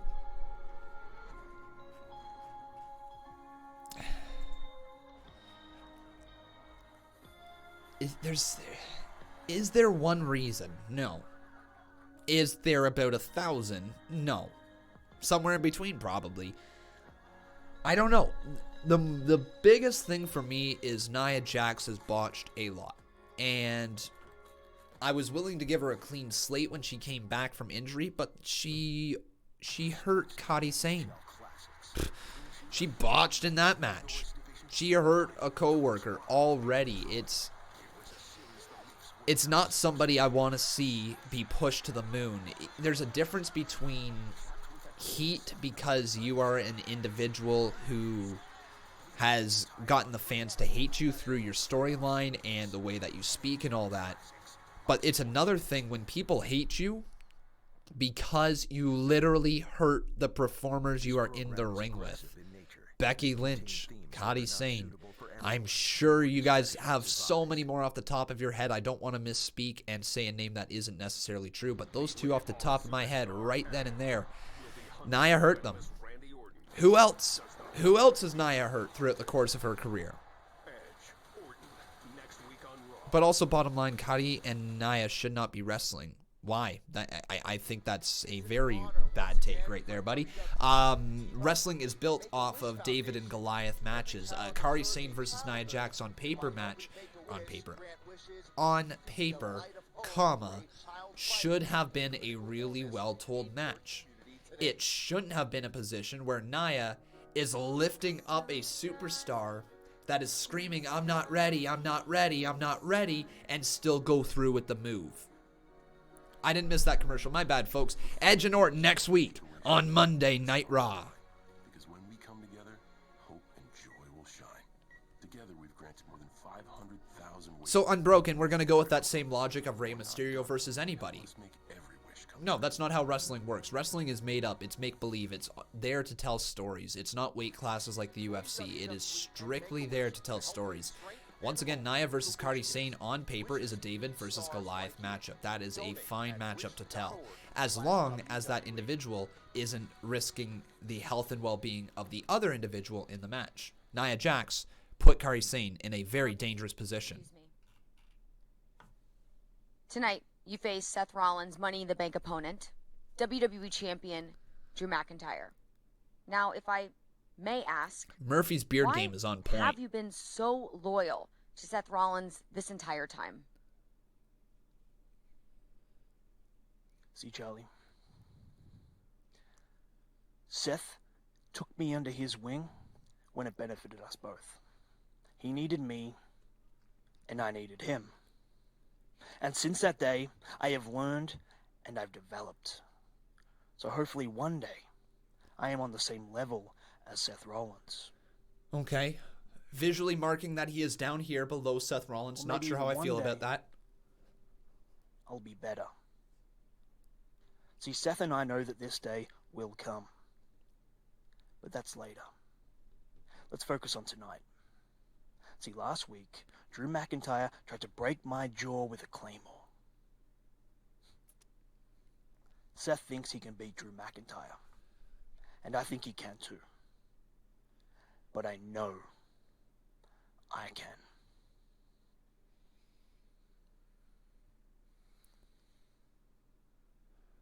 All right. Murphy in action later on tonight against the WWE Champion Drew McIntyre. This is a tag team match scheduled for one fall. Introducing first at a combined weight of 490 pounds, Brendan Vink and Why are Vink and Thorne looking like jobbers? Because they're going to be jobbed out here, man. That's why. That's why, because they're going to be jobbed out. I'm actually a fan of the fact that they have presented Shane Thorne and Brendan Vink in this way. You know, it's nothing fantastic, but it's something different to the card, right? And especially when you're having new superstars in the tag team division being built up in Cedric Alexander and Ricochet. And I love the fact that they come out to Ricochet's Titantron and entrance, but I would like more of a combination of the two's visuals in the entrance. Not necessarily Cedric Alexander coming out to his old theme song, but I would like to see some sort of combination of their lighting system, something with the Titantron that gives Cedric Alexander a bit of a entrance, not just planting Ricochet right there.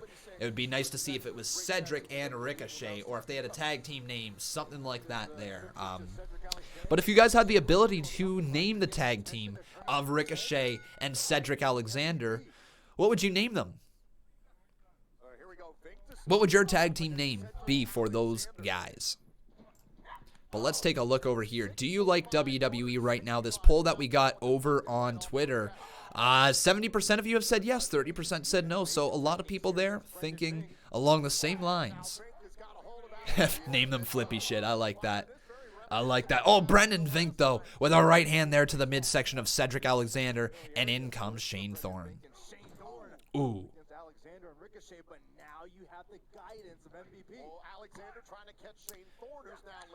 The high flyers? Hey, no, that's no. Ballistic, Dive Masters, Seth O'Shea, Seth O'Shea. Oh my God. Okay, come on. We got to name them Seth O'Shea now. That sounds so wrong. Count of two, kick out there by Shane Thorne. The Overlooked? I don't know. Sorry, ... dive. Revolution. Kyle Cruz says, do I have to be a member to join the chill stream? No, sir, you do not. All right. If you wish to watch the stream after the stream has aired, this is for our Tuesday community live streams that we are going to be having in the future. If you wish to rewatch those in the future, you will have to be a member. But that's only for those Tuesday streams, not Impact streams. The Tuesday community streams, okay?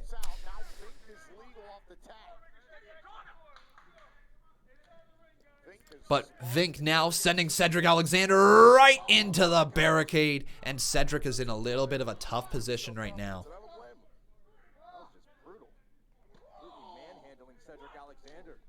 The Birds of the Sky. No.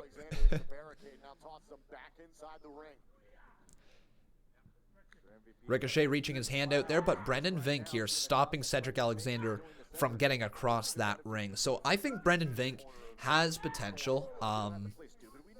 He's big, 6'5". He looks strong. He can speak on the microphone.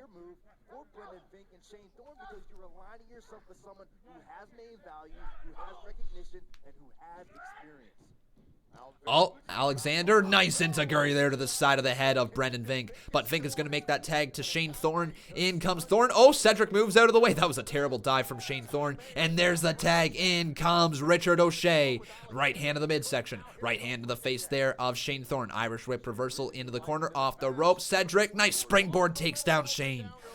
Big drop kick lands on Brendan Vink. Enziguri follows it up. And we're starting to see Ricochet move around this ring like the one and only can.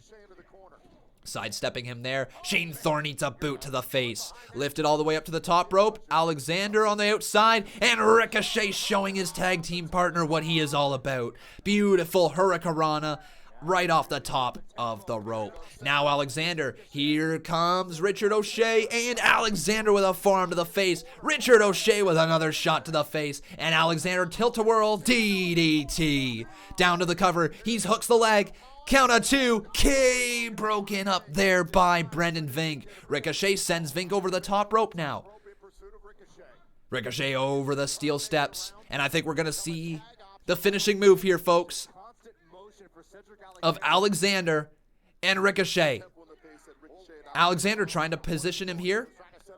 Shane Thorne moves out of the way and eats a big back elbow. In comes Vink. Brendan Vink eats a knee to the face. And that's gotta hurt. Here comes the tag. And don't blink, ladies and gentlemen, because it's time. Oh, no, countered by Brendan Vink.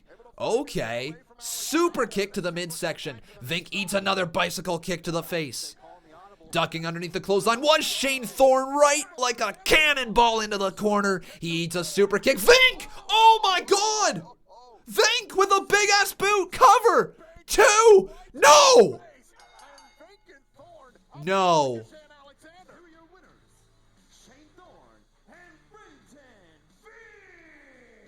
The career move paid off for Brendan Vink and Shane Thorne. Well, color me surprised, boys. Riding themselves an MVP.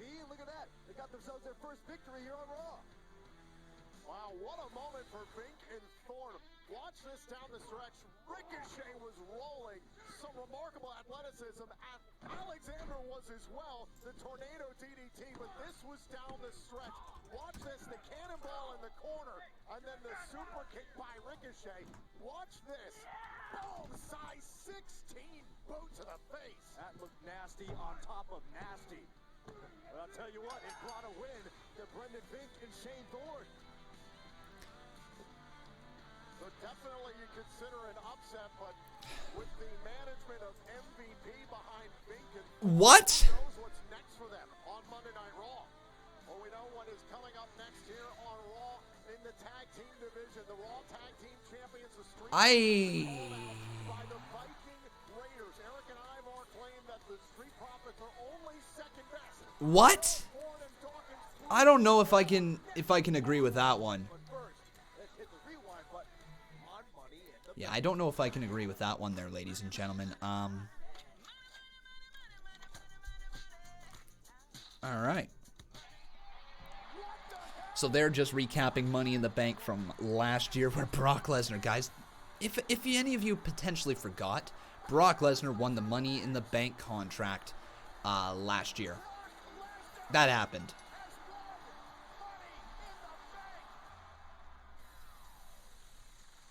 Yeah, if anybody just wanted that to be put into the back of their brains, you know? Remember Brock in the Bank, the Brock boombox, all that garbage? Yeah, that was the thing that we once saw here on WWE TV. Actually, it wasn't garbage. It was actually quite entertaining. I remember it, obviously, still to this day, because it was only a year ago, but still was pretty funny, not gonna lie. The Brock Party, yeah, the Brock Party. Watch him do it again this year, though. Watch him just toss Ali off the top of the rope, or on the top of the ladder, and Brock just comes waltzing down again, and he's like, my Money in the Bank contract, here we go. It was such garbage booking, though. Brock Lesnar's Mr. Money in the Bank wasn't the worst thing in the world, but the reasoning for him becoming Mr. Money in the Bank was terrible. So, I know you were asking people what they think of the Ricochet Cedric team name. Did you mention they did announce their official name earlier today? I didn't. I didn't know they've actually announced their team name here earlier today. Let me check that out. Cedric Alexander Ricochet team name. I missed that. Oh, new tag team name for Ricochet and Cedric Alexander. Oh my god, what?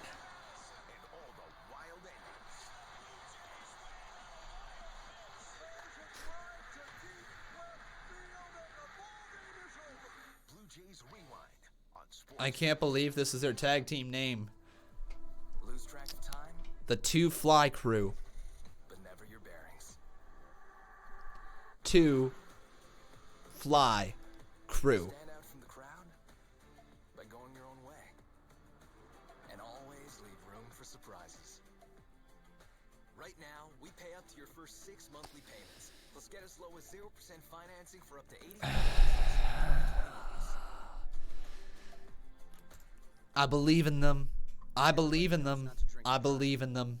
The tag team name shouldn't be detrimental to them. I believe in them. They are too talented. I believe in them. But oh my god, that is a bad tag team name. That is a bad tag team name. Drivers can pose just as great a risk as drunk drivers. They face the same penalties, like the loss of their driver's license, a criminal record, fines, and more. Anyways, ladies and gentlemen, if you have not done so, please make sure you leave a like on this video. Also, making sure you are subscribed to the channel. We are currently sitting at just over 119,000 subscribers, ladies and gentlemen. We are on the road to 120,000 here on this channel. I believe we can hit it by the end of this month. So if you guys are interested in seeing more content here on this channel, make sure you like the video, make sure you are subscribed, and tell me what type of stuff you would like to see here on this channel, because I am really trying to expand how we are here, how we work within the community, and the amount of time that I spend entertaining you guys. I really want to try to make this the best possible channel for all of us. So yeah, any ideas, whether it's in the comments below, whether it's at my Twitter, whether it's in the live comment section, just let me know. But we are going to run a couple ads right now, so if you guys happen to have ad blocker turned on, I kindly ask you to consider whitelisting my channel if you know how to do that. If you don't have ad blocker at all, well, then you probably just saw an ad, like I did on my channel. Hey-yo. Would a tag team Money in the Bank work? Would I like to see it? Would it work? Yeah. Do I think it dilutes the Money in the Bank match itself? Yeah. I don't think we need to get to a point where there is a tag team Money in the Bank, then there is a men's Money in the Bank, and there's a women's Money in the Bank. Like, because next thing you know, they're going to be saying there's a Money in the Bank for the Intercontinental Championship, and there's a Money in the Bank for the United States Championship, and then we're going to have a Money in the Bank for the Cruiserweight Championship, and that's just not how it should be presented. Money in the Bank should be kept to just for the world title. It is something special. It is a big thing to win. It is on par with a world championship, right? So if you win that, it shouldn't be diluted. So if you have tag team Money in the Banks, then it just becomes another thing, you know? It's fine to have one for the men's division, one for the women's, but tag team Money in the Bank just, I don't think works. I would much rather see WWE invent a new concept. Whether that's a new thing that hangs from the top of the ring that you grab and that's for the tag team division. I don't know if that would be something that WWE would consider doing. But I would much rather see something along the lines of like a tag team trials where the winner of that gets a future tag team title opportunity that is spread out over multiple weeks. Kind of like how they've got the Cruiserweight Interim Championship tournament happening right now. You've got blocks on Group A, Group B. They got a record to try to advance and get to the Cruiserweight Championship. Love how Byron Saxton is dancing with the Street Profits as well. It's okay if you strongly disagree, my friend. That's what wrestling sometimes is all about. We have our own opinions. Some people would like to see some things. Some people would rather not see some things. I just think that Money in the Bank for tag teams might dilute the overall value of Money in the Bank in general. How you doing there, Charles Wright? He says, hey, Conman, I've got 2 universes going on, man. Thanks to you. I have Baron Corbin versus Alistair Black for the WWE title and Ricochet versus Rey Mysterio for the Universal title. Well, that's pretty cool there, man. I'm glad that I have inspired you to play some Universe. And Vazmi here asking me, why did I remind you of Brock Lesnar? Because Brock Lesnar needs to be on your mind 24/7. He's the beast incarnate. He's a Brock Lesnar, right? Needs to be on your mind 24/7. What do you guys think is next for Brock anyways? Thank you, Paul Carpenter. We'll read that in just a second, but I need to ask you guys, who will win, do you think? And Gano Ralph, thanks for subscribing, buddy. Dun, dun, dun, dun. Oh, Dawkins. Yo. Dawkins. Tonight, the fam is in the WWE Performance Center. Uh-huh. Professor Dawkins. What's up? How about you school the WWE Universe on a little history of this building? Hey, this place right here, this is where we met. This is where we broke bread and became brothers. Yeah. This place right here is where the Street Profits were born. But it's not all good. Yeah, because ever since the Viking Raiders signed to the WWE and came to the Performance Center, we've apparently been chasing them. But tonight, here in the WWE Performance Center, when we broke bread and became brothers, the chase ends tonight. Tell them why, fam. Because the Street Profits are up and we want the smoke. I don't know about you guys, but I'm pumped. All right. I'm ready. I'm excited for this match. Are you guys excited for this match? If you are, give me a hell yeah in the live chat.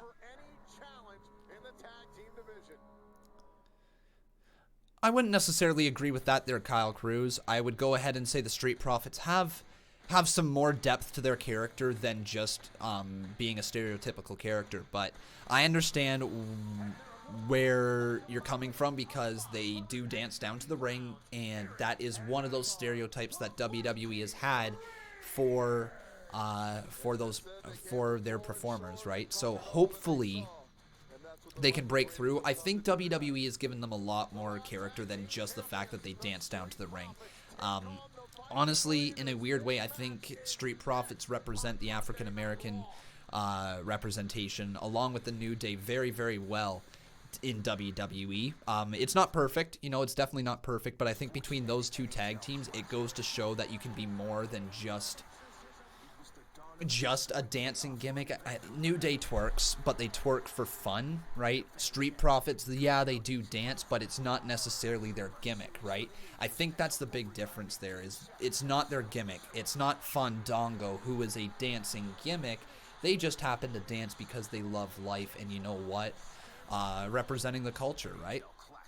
Now, they could very well be told to go out there and present themselves like this, which in some cases, people are going to be saying that's not a good representation. And again, I'm probably one of the whitest fellows out there, so my word does not carry all that much weight, obviously. And if I am in the wrong here, I totally will admit it, and I will learn from it, right?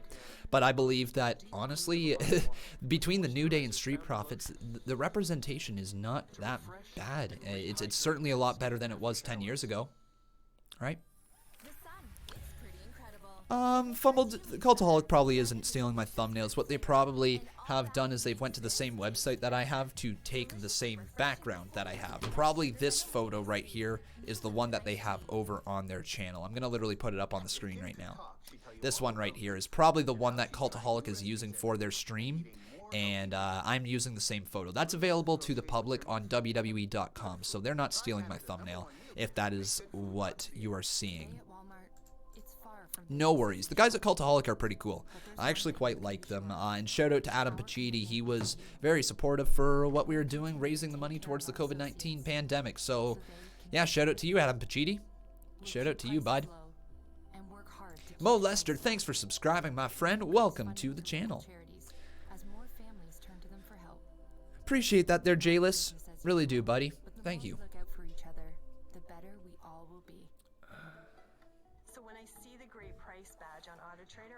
Kofi broke down. As WWE Champion, he acted pretty serious when he needed to be. Yeah, I think that's a fair statement there, Steve. When Kofi won the WWE Championship, that certainly helped make the New Day be represented as a more serious group, if you will. Eddie Matrix, thanks for subscribing. But also, here's the thing with the New Day, right? They're 8-time tag team champions now. 8.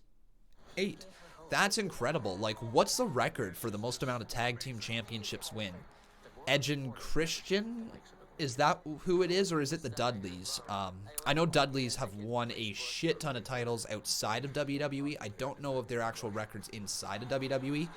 But Edge and Christian certainly have captured a lot of tag team championships. I don't know who holds the record, though. So can anybody fill me in on what the record is?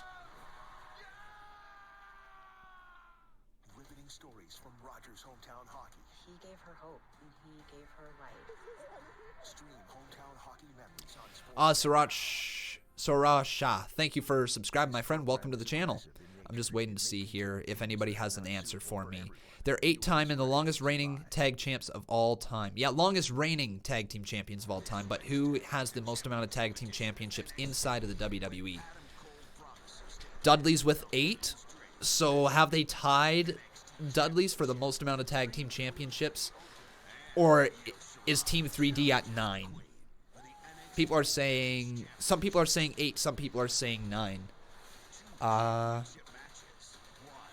Which one is it? In WWE. I'm not worried about everywhere else.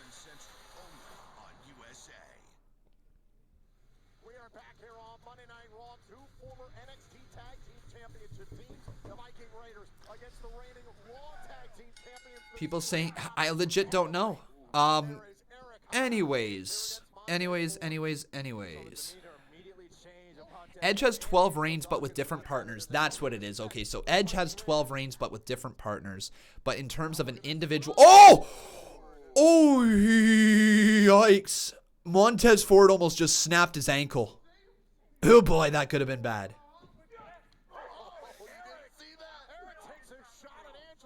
Hey, Lisa Matcher, how you doing, my friend? You just actually reminded me that I got to get back to running some donos. So we got Paul Carpenter right here saying, I got a big feeling that Ricochet and Cedric are going to get managed by MVP shortly. It'd be a good way to begin the story because Brendan Vink and Shane Thorne have now captured a win over them. And it seems that MVP has been slightly representing them, but I don't know if he ends up changing sides maybe. Who knows? Oh, what a big boot there to Angelo Dawkins. I got a big feeling Ricochet and Cedric are going to be managed by MVP shortly. Lacey Evans and she'll be on top. Check background. I think I know what you're saying there, Lisa Matcher. Thank you for your $2 dono, by the way. Yeah, honestly, Lacey Evans is going to be a future big star. She already is well in the process of being built up. I think her background with being in the military, Marine, I believe it was. Oh my God, no way. Is it over? Is it over? 2 kick out by Ford. Big kick out there. Montez Ford continues to stay alive in this matchup. Hey, Daddy MC, how you doing, my friend? Welcome to the stream and welcome to the channel. It's honestly great to have you here. Shout out to the Botch Guy over there on his channel. Me and Botch Guy are going to be covering Money in the Bank with our predictions at some point this week. So make sure you guys tune into our channels. I believe there's going to be his perspective on his channel, my perspective on my channel. And if you guys wish to hear our predictions, you know, make sure you look forward to that video. First time both of us will ever do a video together, so we're not sure exactly how it will go, but hopefully this means a thing for the future where we are going to be delivering our predictions to you guys on nearly once a month basis for all of the pay-per-views in WWE. Tag has been made here to Montez Ford, and Angelo Dawkins is officially in the ring. Now Montez Ford, the legal man, spinning clothesline into the corner. Now Dawkins tells him to come here, step up. Ooh, that was a bit of a botch. Doesn't matter. Big clothesline lays down Angelo Dawkins. Tag has been made. In comes Eric from the Viking Raiders, and a double knee right to the face of Montez Ford. Now he lifts him up and drives him booty first right into the face of Ford. Now down to the cover. Count of 1, hooking both legs, and a kick out again by Montez Ford. Fake KSI is asking me, why do I like wrestling? Good question, man. Wrestling for me, for a long time, was a spot to escape to multiple times a week. Maybe not completely escape to, but it was certainly a spot that I could take my mind off things, throw the show on for 2 hours, because back in the day it used to be only 2 hours for Monday Night Raw. I remember when they started testing out back-to-back weeks of 3-hour special shows. You knew it was coming, and then of course they ended up switching to 3-hour shows. But I fell in love with wrestling because it was a place for me to escape. It was a place for me to take my my mind off things. And honestly, it was a place for me to believe in storylines, and there's no other way to put it. I enjoyed my time watching wrestling as a kid. Still do to this day, right? I still enjoy watching wrestling. So I don't know if there's necessarily one thing that attracted me to wrestling, but it certainly was an escape for me. It certainly was a place for me to look forward to every single week. Every Monday that rolled around, I knew it was Monday Night Raw, and if I didn't get to watch it on Monday, I'd watch it the Tuesday after I got home from school. And sometimes I'd watch it both. I'd sometimes stay up, watch my 8 till 10 show, and then again, watch it after school the next day on Tuesday. It's what I did. but I didn't get the luxury of being able to watch pay-per-views until like grade 11. Like 2011 might have been the first time I got to actually sit down and watch a pay-per-view. I believe Money in the Bank 2011 was my very first pay-per-view I ever got to watch because I purchased it. And that one, the Money in the Bank 2011, when John Cena versus CM Punk took place, it is still to this day one of my favorite matches. If I had to choose 3 matches from my life that I would sit there and watch over and over and over again and never be allowed to watch another one, John Cena versus CM Punk 2011, DIY versus Revival 2 out of 3 Falls match, NXT TakeOver Toronto, Shawn Michaels versus Undertaker WrestleMania 25. Those are my 3 matches. That's how much I loved John Cena versus CM Punk in 2011, but I didn't get the opportunity to watch pay-per-views until then. So I was a legit TV wrestling fan. I didn't get to see any of the big payoffs to the matches. That's how much I loved the escape to wrestling. It didn't matter if the story ended with the person who I loved or hated. I escaped into Monday Night Raw for 2 to 3 hours every Monday night. And then SmackDown, whether it was on Friday, Thursdays, or Tuesdays, I escaped to it. And I loved every second of it.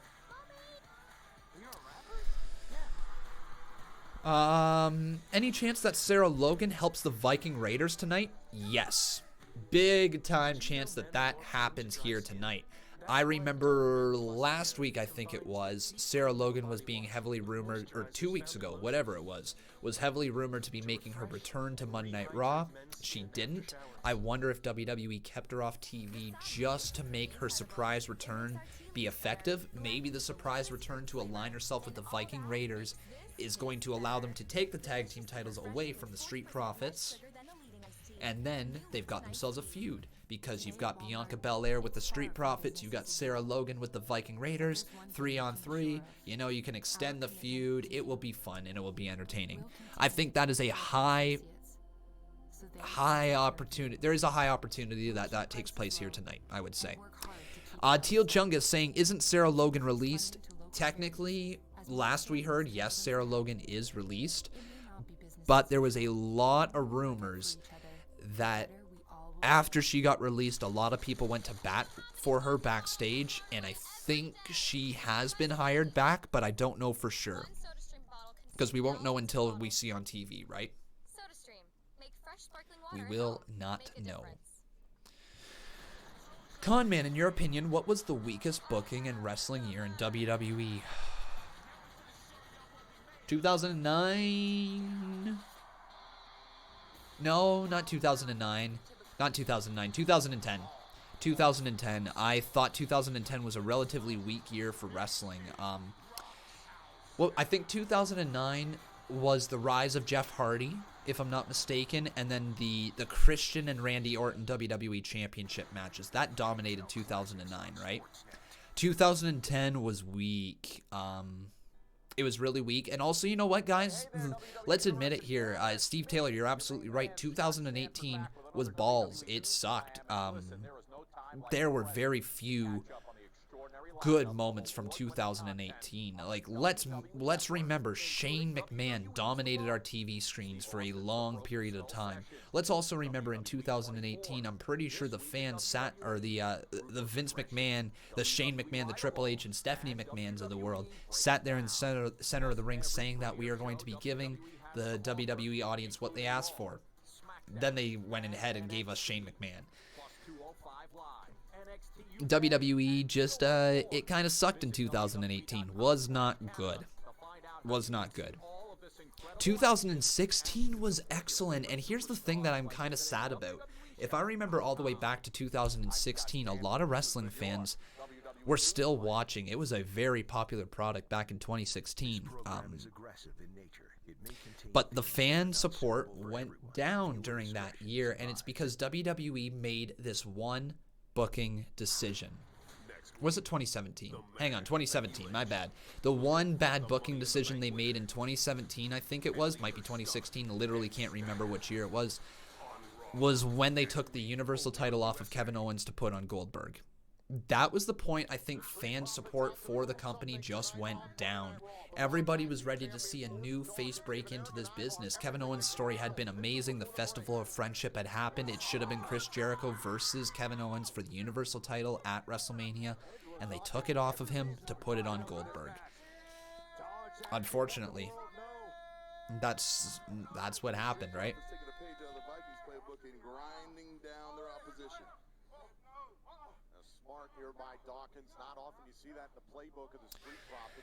Did I see Lio Rush is most likely calling it quits with wrestling? I would not take that in the truth for the slightest. I think Lio Rush is unfortunately having doubts about himself. But here's the thing, Lio Rush has had those doubts before, and it's going to be fine for Lio. He is so damn talented. If he wants to wrestle somewhere, he can wrestle somewhere, right? If he chooses not to, that is his choice. But he is going to be having calls left, right, and center. The 25-year-old piece of gold is money, and I think everybody knows it, right? So if he wanted to go to AEW, I'm sure they would welcome him there with open arms. If he wanted to go to Impact, he would be welcomed with open arms there. If he wanted to go to NWA, he would be welcomed with open arms there. The guy is a star in the making. He was on TV with Bobby Lashley as his hype man for a while and a former cruiserweight champion inside of the WWE. There's just no two ways about it. Lio Rush is a star already, and if he showed up in another promotion, his star would only rise. What a slap to the face, though, as Angelo Dawkins just got rocked. Tag has been made. In comes Ivar. Ivar ducks underneath. Rolls off the back there of Angelo Dawkins, though. That was cool. And a big-ass boot to the face as well. Conman, the coward, mutes people who disagrees with his opinion rather than engaging in a debate. Some influencer. Sorry, buddy, if that's how you think that I am. It's not true. I do not wish to argue with people on this platform, and people who just come in and want to be a jerk, I just choose not to engage and choose to say bye-bye to. But people who wish to have an actual conversation about wrestling, you are more than welcome to voice your opinions, and if you do so in a respectful manner that does not upset people and being taken in an aggressive manner, you know, then I will respond. And if we don't see eye to eye on some issues, then you know what, we don't see eye to eye on some issues. I try to be the most what's the word? I try to be the most transparent that I can with how I run these shows. If I don't like you, yeah, I will get rid of you. But the fact of the matter is, I'm not one of those people who doesn't like you because we share different opinions. I'm one of those people who is open to hear what your opinions are, but the moment you tell me to go F myself, I'm going to say, no, I don't want to do that, and I'm going to block you, right? Because there's no point in dealing with people like that. There really isn't. So yeah, if you want to have a conversation with me, absolutely. Let's talk right away, buddy.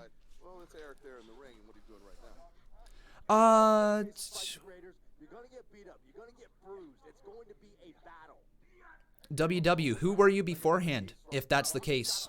Saying that you were respectful, you muted before we could engage in a real conversation, hence why you lost my respect and subscription. I don't know which account you were beforehand. If you're underneath that same account, then obviously you're not muted. If it's under a different account, then maybe that name will come back to mine. But, I'm sorry if it seems that way. It's possible. I'm not perfect, but I don't know what your name is, so I'm waiting to hear that. If you came in underneath a different account, at least. If it's under that one, I do not recognize your name. Kick right to the face there. Montez Ford off the ropes. Clothesline delivered. It was on Twitter, not on here. Oh, well, yeah, because Twitter, dude. Let's see on Twitter. Muted accounts. Because if that's the case, that you got muted on Twitter, there could be for many more reasons. It could be because of stuff that is popping up in this right here. It could also be because I was not having any of stuff on Twitter. There's a big difference. On Twitter, I go on there in order to voice my opinions on certain things. I don't go on there to argue. It's not a thing. It's not a platform that I go on to argue. And if I do not wish to engage in a conversation with someone who I think has not been the most respectful, and it's possible that you were, but if it wasn't the most respectful conversation from my point of view, I just hit that mute button. I don't block, because if people wish to continue to view my content, they absolutely can. It's very rare that I actually block people on Twitter, but the mute is to take things off of that screen right there. It is also to take things off of my timeline when I'm just tired of seeing the same person argue over and over again. So it's possible you fell into one of those categories. It's also possible you didn't. And it's also possible that you got a mute that you didn't deserve, right? That's a thing that could happen. Who knows? I don't know your name, though, on Twitter, buddy. Oh, back elbow there from Ivar. Takes out both of the Street Profits. Tag has been made. In comes Eric, and he's going to do a big-time move right here. Oh, my God. Look at the gut buster from Eric. Tag has been made, and Ivar now is entering the ring again. Going for a big old powerbomb. Nice enziguri to the face of Ivar, though, and that catches him in his tracks. Forearm right to the face of Montez Ford as well. Another forearm. Nobody home. Oh, my God, folks. It's over. No freaking way. The Viking Experience double leg takedown there. But no, Viking Experience didn't land. Ford turns him around. DDT to Ivar. It's been a good match. He needs to cover him. He needs to cover him right now. Man, the Street Profits avoided catastrophe there. They nearly got hit with the Viking Experience. Now the tag made. Tag has been made. That could have been a mistake. Big spine buster from Angelo Dawkins. Ford. 5-star Ford splash. That thing's a thing of beauty, isn't it? Cover 2. Oh! Oh! Oh, Dawkins is out. Oh! Oh! Oh! That looked like that hurt. That knee right to the face just knocked Dawkins out cold. And now Ivar being dragged back here towards his corner. Ford sent over the top rope and down to the outside. And uh-oh. I think we're about to see the end here. We're about to see new tag team champions. I think the Street Profits number has been had here by the Viking Raiders. Dawkins. No! Viking Experience. It's over. No way. 1, 2, new tag team champions. Wow. They got that smoke. Oh, it's not new tag. Oh. Not two tag. Nope, never mind. Not new tag team champions. Conman has troubles hearing here. Not new tag team champions. It is straight up just a one-on-one match, 2-on-2, whatever. Conman is botching around here all the time. Let me try this one more time. Not new tag team champions. Just win the match. My bad. Oh, God. Conman sucks at commentating sometimes. But is anybody else just finding it a little difficult to follow exactly what is going on in WWE right now? There is so many things up in the air. I don't actually know what are title matches, what are non-title matches. You can't really tell based off of how the crowd is reacting to it, things like that. So, okay. Seeing the Street Profits lose here again to the Viking Raiders is interesting. And Ford isn't happy.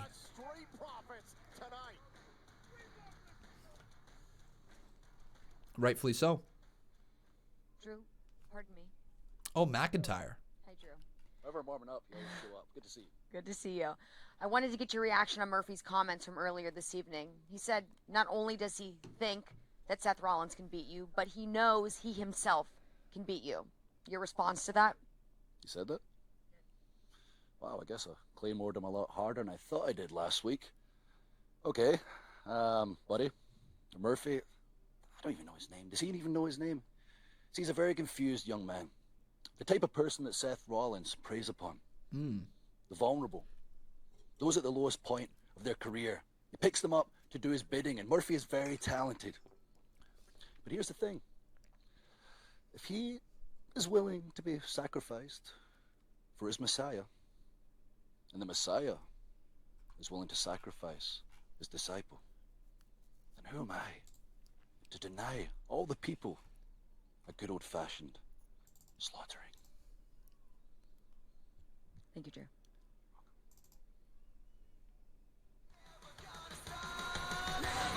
Well, the WWE Champion Drew McIntyre with a chance to make a bold statement about his plans for Seth Rollins this Sunday as he goes one-on-one. All right, I forgot to mention earlier, we've got ourselves a new boss. His name is Jacob Toon. So great to see that, but we are honestly only $2 away from having another new boss. So who is going to become the new boss battle champion here tonight? Let's find out. But yeah, that was a good match between the Viking Raiders and the Street Profits. It wasn't perfect at all, but it's a good start. I think their actual tag team title match will be better. I think I would have been watching that match with a different view if I didn't think it was for the tag team championships. I watched that entire match thinking it was for the tag team championships, and then it was revealed to me that it wasn't. It was a non-title match. So, kind of messed up on that one.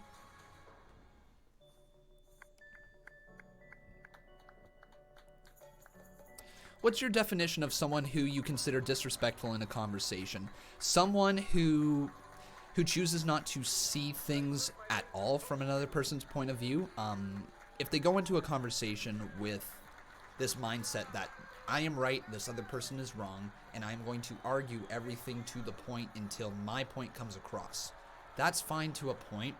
But when there is just basic conversation being held back and forth, and it gets to the point where there is names, not even just tiny bit of names being called, just like anything, just the remote sense of aggressiveness towards another person, calling their ideas stupid, calling whatever it is dumb, saying you're an idiot for thinking that, oh my god, you're stupid for thinking that, you know, just little tiny comments like that is not needed in an actual discussion back and forth. And to people on Twitter, that's kind of where I draw the line. If I reply to something and I get something back saying, oh no, you're stupid for thinking that way, it's an instant mute, because that's not a conversation that you wish to have with someone. You're calling somebody stupid online that you just don't even know based off of one tweet, or calling somebody an idiot or aggressive towards somebody or making fun of something about them, right? That's not needed online, in my honest opinion. We're all strangers in the grand scheme of things. So why are you treating strangers poorly, right? Conversations on Twitter are kind of toxic, and I generally don't engage in a ton of replies. That's something I kind of save for over here for me talking, because one, I'm actually talking in person, and talking in person instead of texting over an app like Twitter is so much better, because you can convey your message. If your message gets lost, well, you can try again, and people have been listening to the whole thing unravel, as opposed to just those 100, 200 some odd characters that you post on the blue Twitter app, right? So yeah, I try to save Twitter for mostly statements, mostly thoughts that I'm having, and then kind of do a thing where I do like tweet and put down, maybe refresh a little bit, and then like a few tweets after I roll through the replies, see what people think on my take. And if I'm getting a negative response on the take, well then guess what? I know that my take was off. But I try not to engage in too much back and forth discussion at one single point.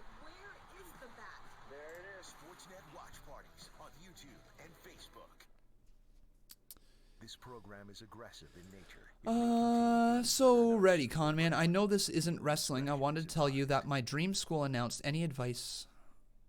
Oh, it announced that they're coming back. Cool. Any advice for college or the adult life? I'm so excited. Love your content. You should be excited there, Shemaya Mills. You should be really excited for post-secondary school. My advice to it, I mean, I'm not probably the best person to be talking to about this, considering I didn't actually finish out my schooling. I'm almost there. I've got, what is it, 2 years in broadcasting, a year in sport management, a year in recreation and leisure, and then a year in business, but I don't actually have anything hanging on my wall. I'm only a year away from getting my business degree, though, so I will get that at some point here. YouTube ended up actually taking off before I was able to finish out my school, so I'm not the best person to be kind of giving that advice there, but from my experience, what I did wrong, what I learned from, I would definitely say just go to class, and if you go to class, you're going to be good. If you take down your notes, you go to class, you're going to have a good university experience, and that's as simple as that. You'll learn something along the way.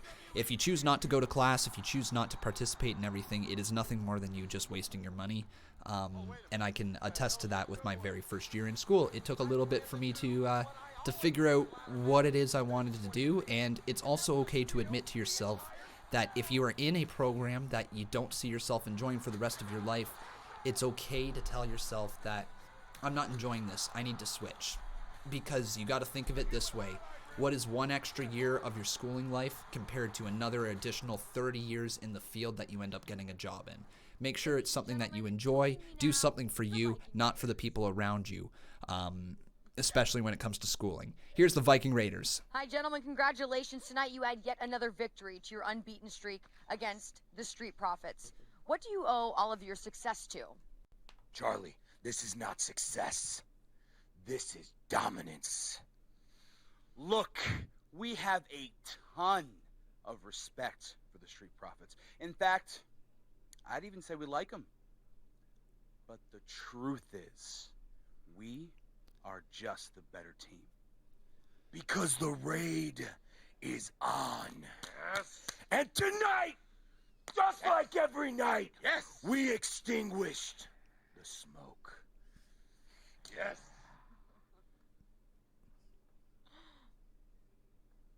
Well, I think the Viking Raiders have said everything that I've been saying all night. They came out here to prove a point. They came out here to prove that they're the #1 tag team on Raw, and tonight that's just exactly what they did. And they executed perfectly. It has been a wild night here on Cool. Monday Night Raw. I want to take you back to... So there you go, everybody. That was that promo right there. Let's get to a few donos. We've got Aaron the Joker 27. How you doing, buddy? He says, "May the 4th be with you." Well, may the 4th be with you as well, my friend.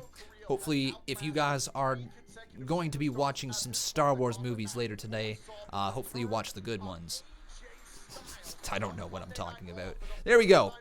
Thanks for that $2 dono. And then Charles Wright, the man who is always right, just dropped a $2 bomb up in there as well. So Charles Wright, thank you, my friend, for your $2 donation.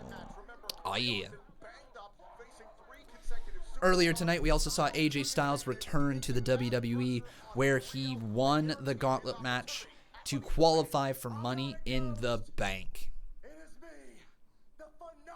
Miss Awkward said their carpool karaoke ruined the Viking Raiders for me. That was a bad segment, no two ways about it. I don't think there is any long-term plans to turn that into their gimmick. I think it was meant to be a one-off to see if Vince McMahon wanted to run with them as a comedy tag team, and clearly he chose not to.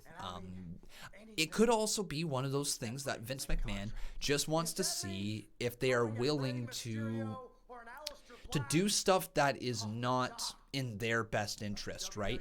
It very well might be one of those situations where Vince McMahon was like, okay, let's see if this tag team is willing to try with some bad material.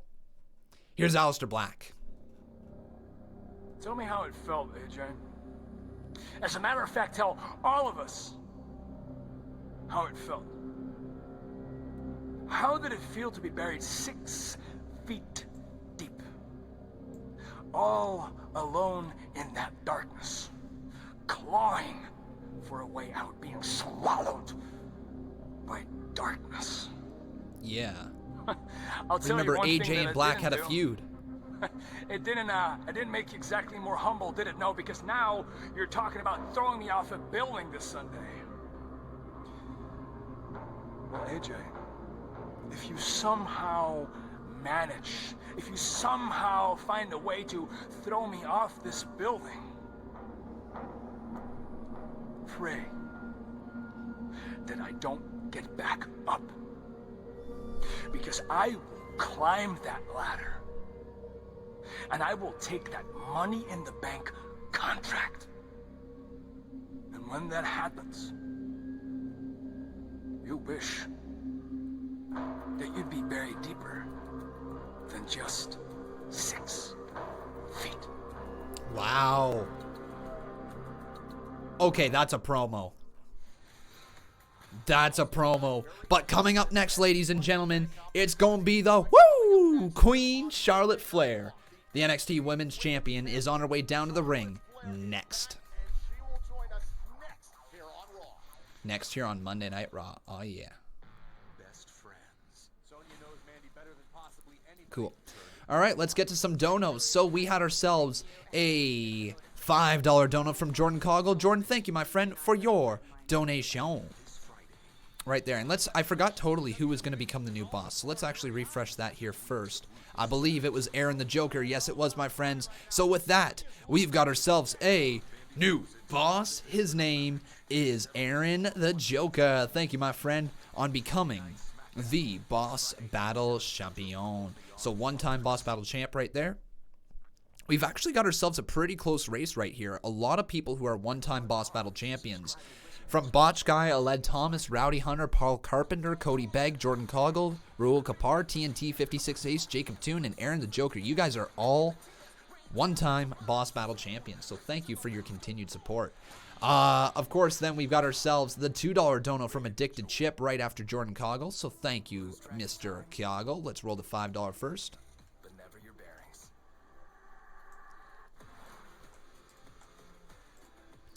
And then Addicted Chip says AJ Styles wants to commit murder to win Money in the Bank. You're damn right. How else do you win Money in the Bank? The only way you can win Money in the Bank is by committing murder. It's the only way. Only way. We know it. If you don't commit murder, you don't win Money in the Bank. It's that simple. Addicted Chip dropping $2 more after that. He says, sorry, Black, you'd be dead. Well, not if he rolls when he lands, right, Addicted Chip? If you just get tossed off like, you know, a tall-ass building, just roll when you land. You're going to be fine. Advice for life. Just roll when you land. Bachelor Experience, how you doing, my friend? He's asked me, am I a big fan of the Botch Guy? I like his content. I think what he produces is pretty cool. I think he's honestly taken a big step for content creators and finding out what is allowed on the platform and what isn't. You know, how do you, not manipulate, but how do you work around the YouTube copyright system that is automatically put in place and still be able to be a content creator, right? Off of fair use, because that's exactly what Botch Guy's content is. It's completely fair use. It's speaking over top of content, adding something else to the content, not just taking the original thing and posting it on the screen. Adding to the content, right? With commentary, pauses, plays, all that. I think it's quite beneficial to the YouTube wrestling community as a whole, and I actually really like how he presents his videos, which is the reason why we're going to be working together here pretty soon. Honestly, this week you're going to be getting a video, hopefully, fingers crossed, with our Money in the Bank predictions, so I'm excited for it. I think he is as well, and I think the Conman fans and the Botch Guy fans are going to be in for a little bit of a treat for our video. Whatever it may end up being, it could be a bunch of laughs, it could be 20 minutes of pure awkwardness. We don't have a clue, but it should be fun.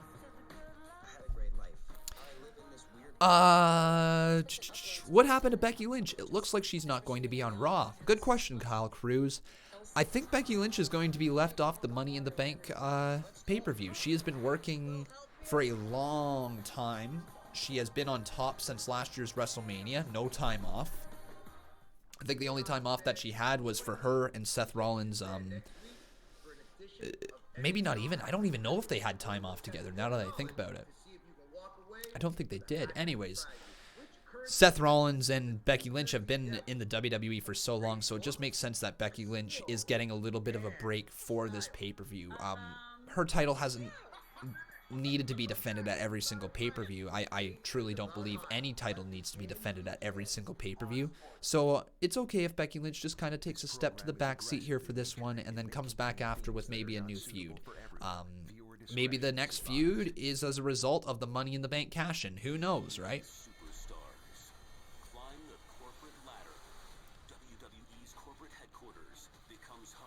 They advertised her in a commercial tonight for next week. That makes a lot of sense, you know, coming out after Money in the Bank makes a ton of sense. Becky Lynch just being left off the card, and then they're going to find a feud for arguably one of the biggest draws in WWE today.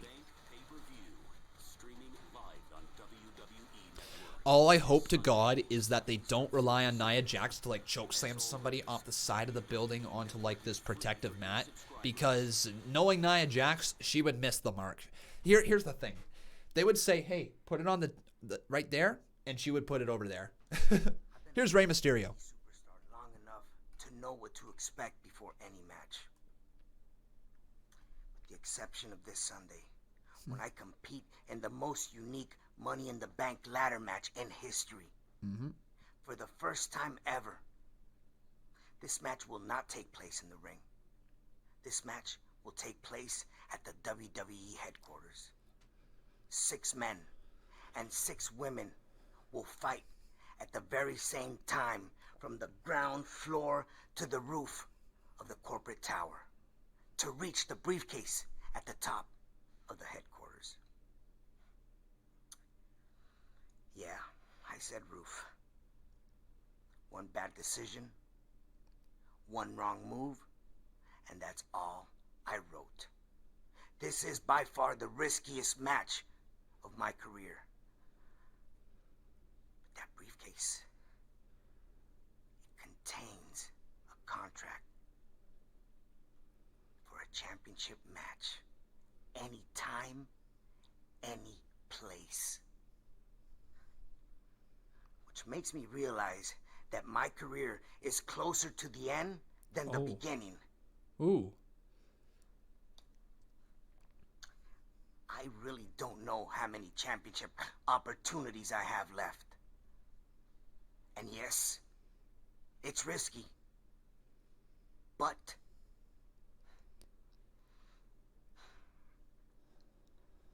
the risk is worth the reward. A highly motivated Rey Mysterio. Championship opportunity perhaps in the future of Mysterio. Here's a woman who is a 12-time champion.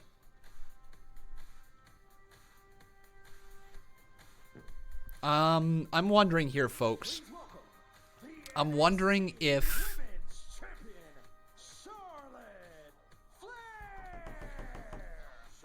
Yeah, I kind of want to read this this little comment right here from Steve Taylor. He says, so, like, they can't just do like they did with AJ, where he survived because his hand was out. If they fall off the side of the building in storyline, you're dead. Okay, you're dead. What I think I would rather see from WWE is do something along the lines of where the person gets tossed off the side of the building and you don't see the end result. I would much rather it be one of those things that you imagine what happened. And then they could write a storyline to write the person back. Somehow they landed in the back of a truck and show these... Think of like Rikishi falling off the side of Hell in a Cell or the steel cage onto that bed, the hay bales. They could do something stupid along the lines of that and say, and I survived that way. Anyways, here's Charlotte Flair. So this Wednesday, I will be facing the #1 contender, Io Shirai. If you don't know Io has wrestled all over the world.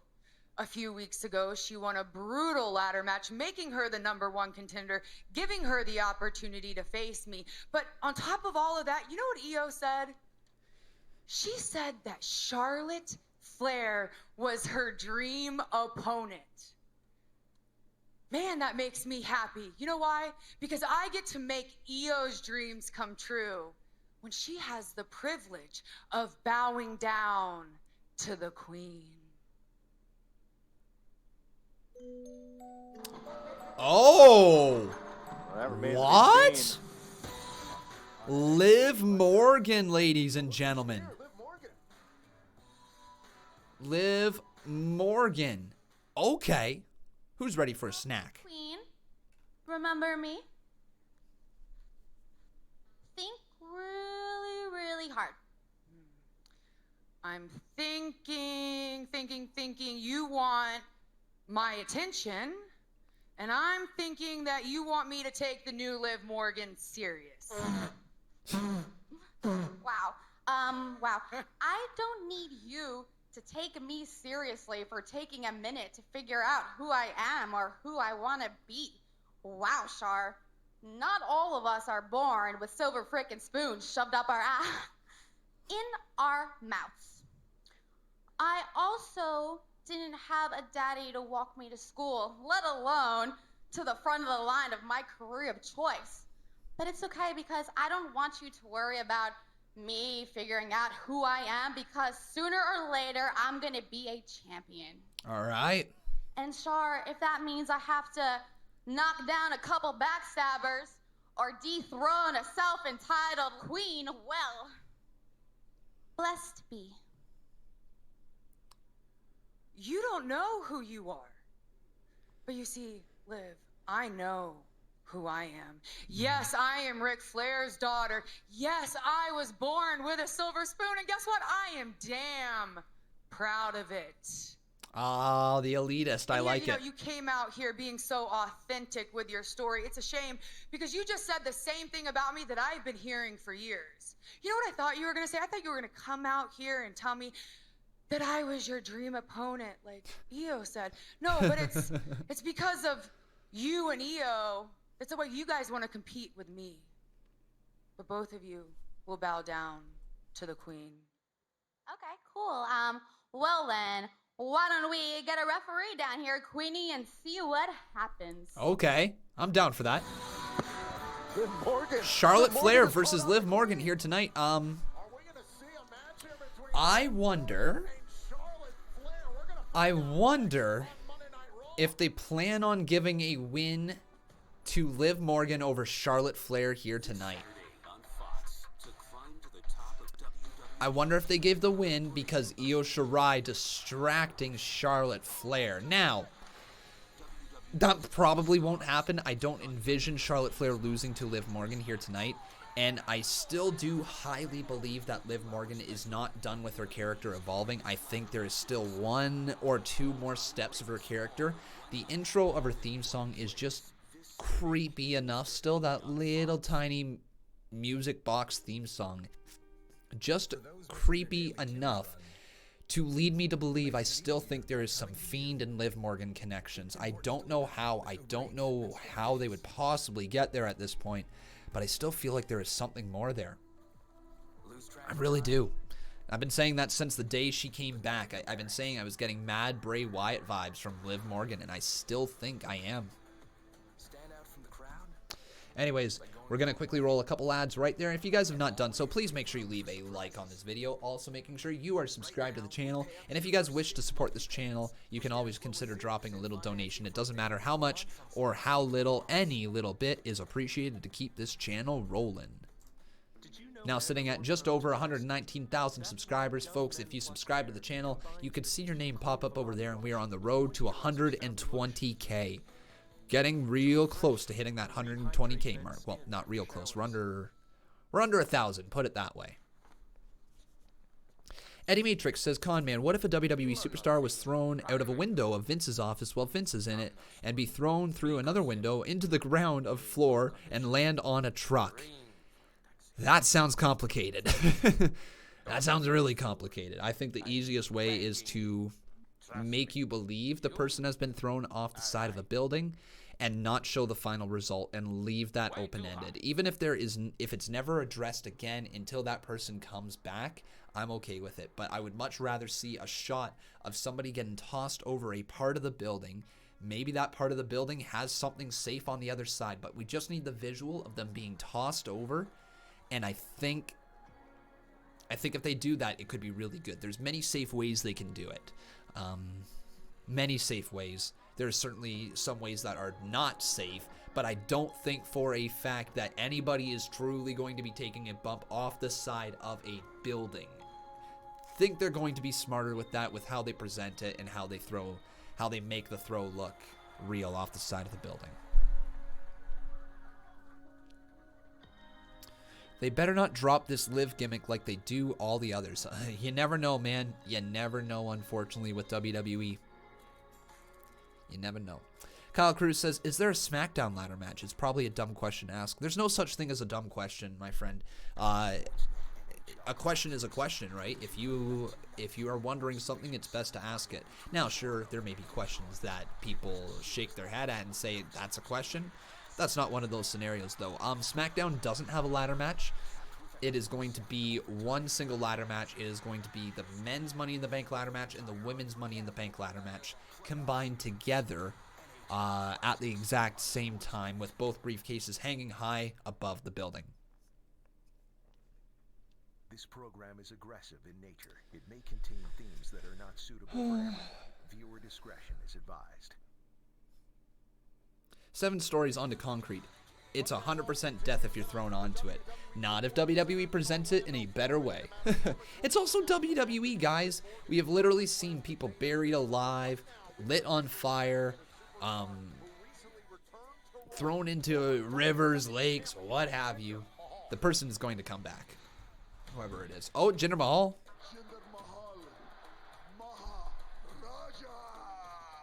So Mahal, the promo. What do you guys think about Jinder Mahal? What is his potential upon his return here? Mid-card champion? Mid-card heel? Hell yeah. I honestly would not mind seeing him pursue that United States Championship again. I don't think I want to see him in the world title picture again, but I would love to see the same amount of effort they put into his WWE Championship character put into a mid-card character for Jinder Mahal. Give him the promo, give him the heaters, give him the fearness, you know? You don't got to put him back with the Singh brothers, but evolve his character, right? Anyways, let's get this up here on the Twitter machine, asking you guys, who do you think is going to win this match?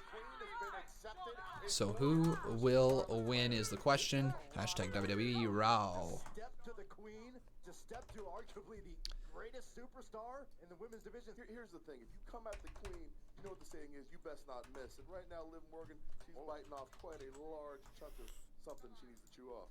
You know this Wednesday night on NXT right here on USA. Charlotte Flair defends her NXT Women's All right. And I'm sorry, guys. I would love to be able to stay here for the entirety of this match, but I got to go to the bathroom real bad. I will be right back, ladies and gentlemen. Don't go anywhere. Right now, we've got ourselves Liv Morgan versus Charlotte Flair. Any industry, those are the words of the Queen, Charlotte Flair. Look at the landscape that's developing right now. Charlotte Flair is not making any friends in the NXT Women's Division. Certainly not making any friends here on Raw. And the champ, she's keeping a busy schedule. They say with the crown comes contenders, and Charlotte's meeting them every chance that she gets. And Liv Morgan has done so much to try and change her game over the last handful of months, especially. Remember, there was a match between Charlotte Flair and Liv Morgan not long ago. Morgan came out on the wrong end of that match, and she said, when I come back, I'm going to be real. And Morgan has been real competition since then. Well, even last week, after Liv Morgan captured a victory over her former friend, Ruby Riott, I got in the ring, I spoke to Liv. She talked about creating a new chapter in her life. The official asking Liv if she wants to stop Morgan. Going to continue on in his fight. Come on, give me something more authentic than that. Ah. Oh, really? Oh! You know, it's one thing to take a beat, and another one to have somebody commentate while they're beating you up. Come on, Charlotte, come on. Liv Morgan's got the best of both worlds there. Charlotte Flair, trying to smash Liv Morgan to the top turnbuckle. Oh, man, and what a forearm shot. Laughing. Pulling it. Charlotte into the corner, and here comes Morgan. Great opportunity for Liv Morgan. How you guys doing? Welcome. Welcome to the stream. I'm back. There you go. Got a little bit of a jump scare right there, folks. All right, so we are back here to this matchup. You guys don't want to see the contung like that? Why not? Why not? But we are back in this match. So far, it looks like Charlotte Flair is in control over Liv Morgan. Now, I really hope they don't stifle the momentum of Liv here. I would actually much rather see Io Shirai come down and distract Charlotte Flair and allow Liv Morgan to pick up literally a win over the NXT Women's Champion. These are one of those wins that Charlotte Flair could take at this moment. A win for Liv Morgan does so much more for her career against Charlotte Flair than a win for Charlotte Flair over Liv Morgan does for Charlotte's career.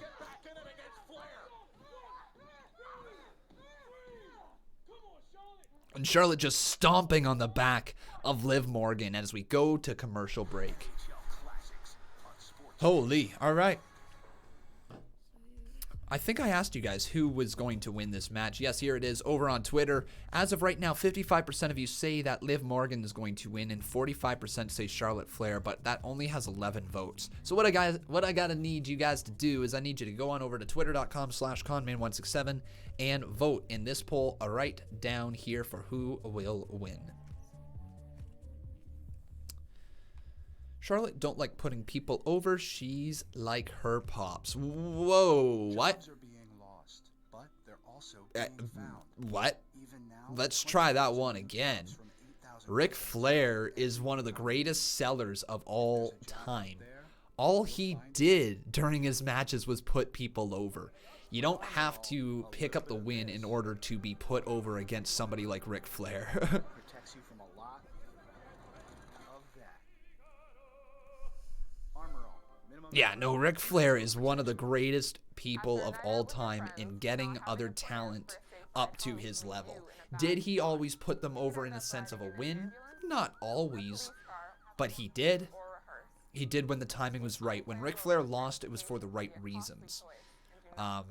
Yeah, and I think he had the ability to get anybody over in any match that he wrestled them in, right? He's literally, people say it, Ric Flair, Shawn Michaels, everybody like that could wrestle a great match against a broomstick. Ric Flair would sell against a broomstick. That's what they mean.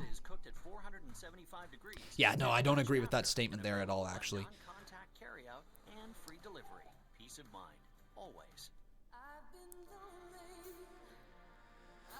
HBK sold the hell out of that one match with Hogan, or was it Flair? No, it was Hogan, yeah, HBK, Hogan.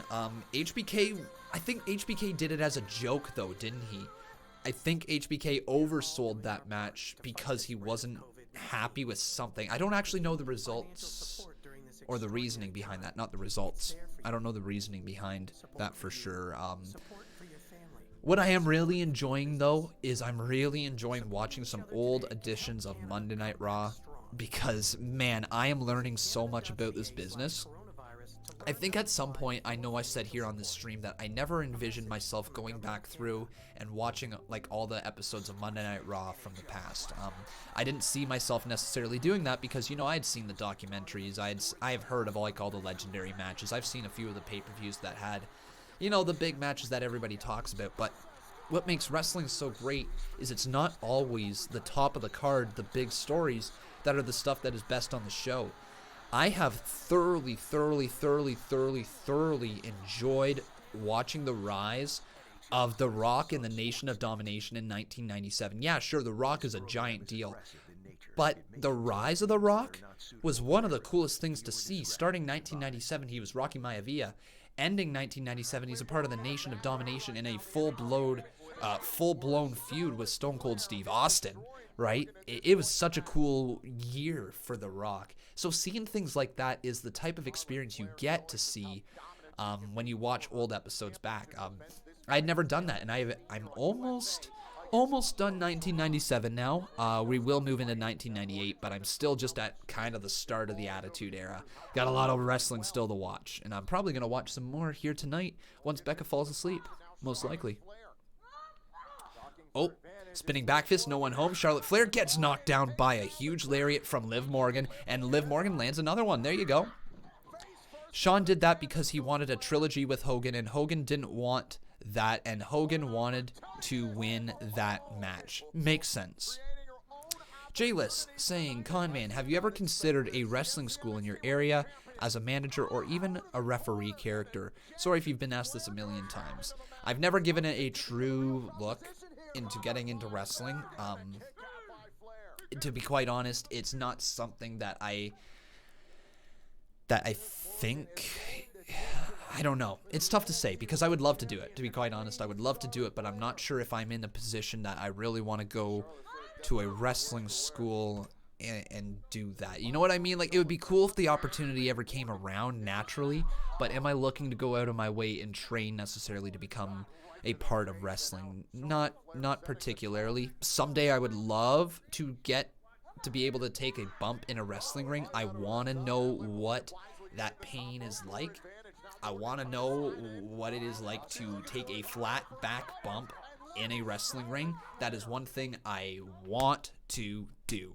Don't know when it's going to happen. Don't know how it's going to happen. But that is something that I just want to do. And I know people are saying, just do it then, man. Just go take a bump. Go to a wrestling school. But I could, but, you know, I'm not yet at least. But it's something that I want to do at some point. Liv Morgan with a jawbreaker right there to Charlotte Flair.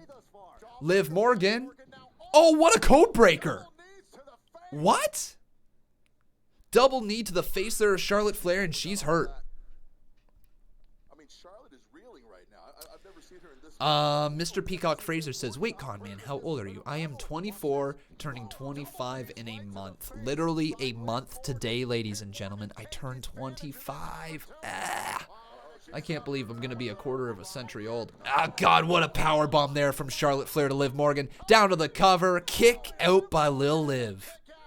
Big time kick out there from Liv Morgan. But Jordan Coggle, thank you, my dude, for that $7 dono. And we're not getting the music, apparently. So, Jordan Coggle, you have become the new boss. Thank you, Jordan Coggle. And with that, buddy, you have become a 2-time Boss Battle Champion. We're going to hear the music play at some point. I don't know when.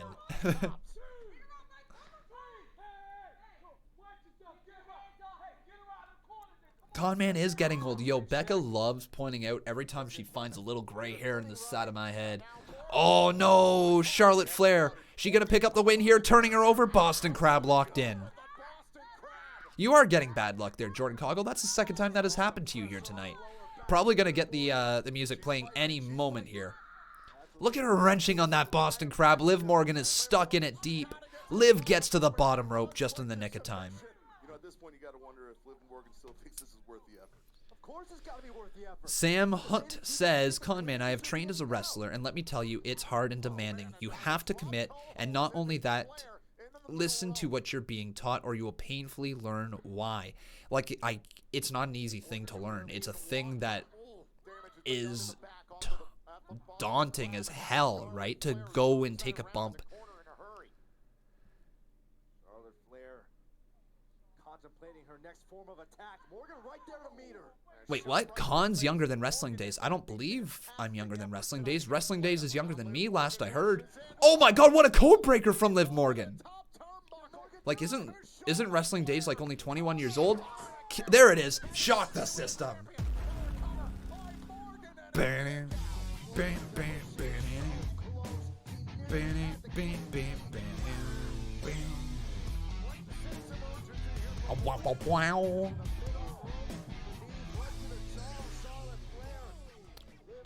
Liv Morgan, though, really working it right now. Why did I block you on AIM Messenger? I don't own AIM Messenger, so if that's the case... No, come on! Liv Morgan gets rolled up here, Charlotte Flair turns around. Come on, don't tell me you're gonna do this. Oh, come on. Figure 8. Oh, Charlotte Flair makes Liv Morgan tap out. Damn it, man. Damn it. Damn it. I don't like that. We say it all the time, it kind of gets old, but the Queen has once again proven how good she really is. I mean, all that continues to do is build up fan support for Liv Morgan, right? As long as she continues to be presented in a big way, she's going to be okay, but I feel like that's a missed opportunity for Liv Morgan in this current time. Io Shirai easily could have been a distraction for Charlotte there, and you could have gave a win to Liv Morgan, and then you very easily could have Liv Morgan face Charlotte Flair again in the future, and you could have that happen right there. 50-50 booking isn't the greatest, but a win for Liv Morgan tonight would have done wonders, and the second time seeing them wrestle wouldn't have mattered as much because Liv Morgan would already have beaten Charlotte Flair, right? They would have already gotten that push, they would have gotten that rub, or they could have completely held Liv Morgan off, and they could lean into that down the line for an NXT Women's Championship opportunity for Liv Morgan if they wanted to. I feel like the NXT Women's Championship is almost being treated as the second tier championship in the women's division, right? Yeah, you've got the Raw Women's Championship, you got the SmackDown Women's Championship, but then the NXT Women's Championship is almost acting like their Intercontinental Championship. So, yeah. Bradley Robinette, thanks, dude. He says Charlotte stay in NXT. I'm pissed. I'm not pissed. Not pissed. I would like to see Liv Morgan have had that win. I also would have liked to see Cedric Alexander and Ricochet pick up the win earlier tonight. I think AJ Styles winning that gauntlet match was the right call, but other than that, tonight has been an interesting night. Viking Raiders beating the Street Profits I'm okay with, but the other booking tonight has not been the best, right? Could be worse, but he's not been the best.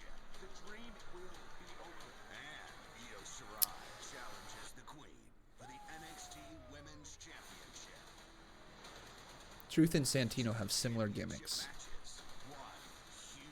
They do. Kind of. Not really, but kind of. They're both comedy characters. Yeah. If you look up the Money in the Bank poster, the 3 champions up front are Drew, Braun, and Charlotte. Becky's further back. Yeah, because Becky's not on the card. That's why. There's no two ways about it. Becky Lynch just isn't on the card for Money in the Bank, so why would they promote her? We are a political movement, not a sorority. You want to take them down? I don't have a problem with this booking because, after all, it is Charlotte Flair. That's fair there, Derek. That is absolutely Flair. But a simple roll-up would have been good just as long as you have given Liv the win. Exactly. Like, I think a simple distraction from Io Shirai on the outside, even not even needing her to come down to the ringside, just having her music hit and the Titantron light up, probably would have been enough of a distraction for Liv Morgan to either hit her finishing move or to roll up Charlotte Flair, right?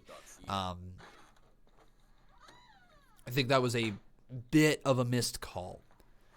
Probably the worst booking decision of the night. But overall, not the most detrimental booking decision to the career of either superstar. It would have done wonders for Liv, though, if she won. VS Vikram Vlu? Vikram Vlu. VS Vikram Vlu. There you go. Welcome to the channel, my friend. Great to have you up in here. But if you guys have not done so, please make sure you leave a like on this video. Also making sure you are subscribed. Steve Taylor says, I was wondering with that, why is Charlotte on the cover of Money in the Bank if she doesn't have a match? Possibly just a draw? It's also possible Money in the Bank is going to have Io Shirai versus Charlotte Flair, and we get that revealed to us this Wednesday, right? It is entirely possible that they put that match off until MITB. I know they're advertising it for this week, but you also have to remember we are getting Velvet. No. Hang on, what is the NXT Championship match we're getting? Is it Velveteen Dream versus Adam Cole tomorrow? Or, sorry, on Wednesday? I think it is. They've got 2 championship matches announced. Give me a second, I'll confirm right here. It may not be business as usual, but the more we look out for each other, the better we all will be. Even though we're all apart. Yeah, there we go. So, with us getting 2 title matches this week on NXT, I have a feeling one of them is going to go swaying around, and I think that is Io Shirai versus Charlotte Flair. I don't think that match fully takes place this Wednesday. I think something fishy happens that forces them to push it all the way to Money in the Bank, right? I think that's what's going to happen. I don't know for sure. They could, and honestly, put the NXT title on Io Shirai this Wednesday. WWE can do anything that they want. Tingerlin, how you doing, my friend? He says, did you notice on the #1 Money in the Bank moment, there was no footage of Roman Reigns? I didn't. I didn't notice that. That's interesting. I know right now Roman Reigns seems to have a little bit of heat within the WWE, but if that's the case that they're blurring out his photos or not showing his stuff, it could be for one of 2 reasons. One, it could be Vince McMahon being uber petty, right? Could be uber petty. That's possible. Second situation is they could have taken Roman Reigns off of TV because he wanted to go home, obviously be with his family. His immune system is not up to par with him putting cancer into remission, right? Leukemia into remission. So I understand why Roman Reigns went home with his family. It's entirely possible at that point they decided, okay, let's take him completely off TV, not mention his name whatsoever. Okay, we're not going to mention Roman Reigns whatsoever, and the reason we're not mentioning Roman Reigns is so that when he does eventually come back, it is going to be a bit of a shock. In a weird way, this is WWE trying to create controversy around one of their top stars that struggles to get over as a babyface. I think this is a storyline work that stems from Roman Reigns' real-life decision to not come in for WWE shows. I think it has everything to do with him pulling out of the Goldberg match right before WrestleMania. Vince McMahon not impressed with how that went, probably. But other than that, you know, I think Roman's going to be fine. I think Roman's going to be fine whenever he does eventually return. But thank you, Tingerlin. I do appreciate that $10 dono right there. Awesome work, buddy.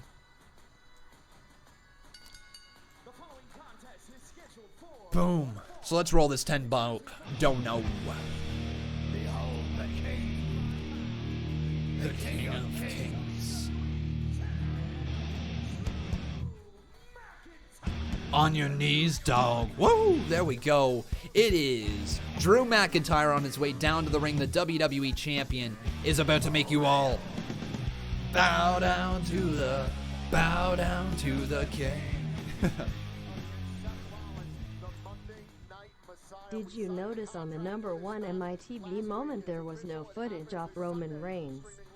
On the WWE Network. McIntyre showing admiration for a real-life hero. Great tweet right here from Sean Ross of Fightful.com. He says, WWE can't seem to consistently grasp the concept of an act just winning a lot of matches, being protected, and taking on someone at a big show for a title, then going for a clean finish one way or another. That's so true. That's so true. Sean Ross, that's a very good tweet. It's the truth. WWE struggles at doing that, and it's the reason why they struggle to create stars long term. Things like that loss for Liv Morgan right there to Charlotte Flair don't derail an entire superstar's momentum. But if that loss is followed up by a couple weeks off of TV, then another loss after that, and then all of a sudden they're off TV a little bit more, that's like a 6-week period. That's 6 weeks of TV that superstar could be getting over, right? Because this is what WWE does. They just straight up like to try to build a superstar and then feed it to another superstar that's already over. Try to build this superstar up, feed it to another superstar that's already over. And as a result, yeah, they're creating their top tier superstars in the form of Charlotte Flair and who have you. But it's at the cost of the rest of the roster. And I don't think that's a good way to try to build your division up moving forward.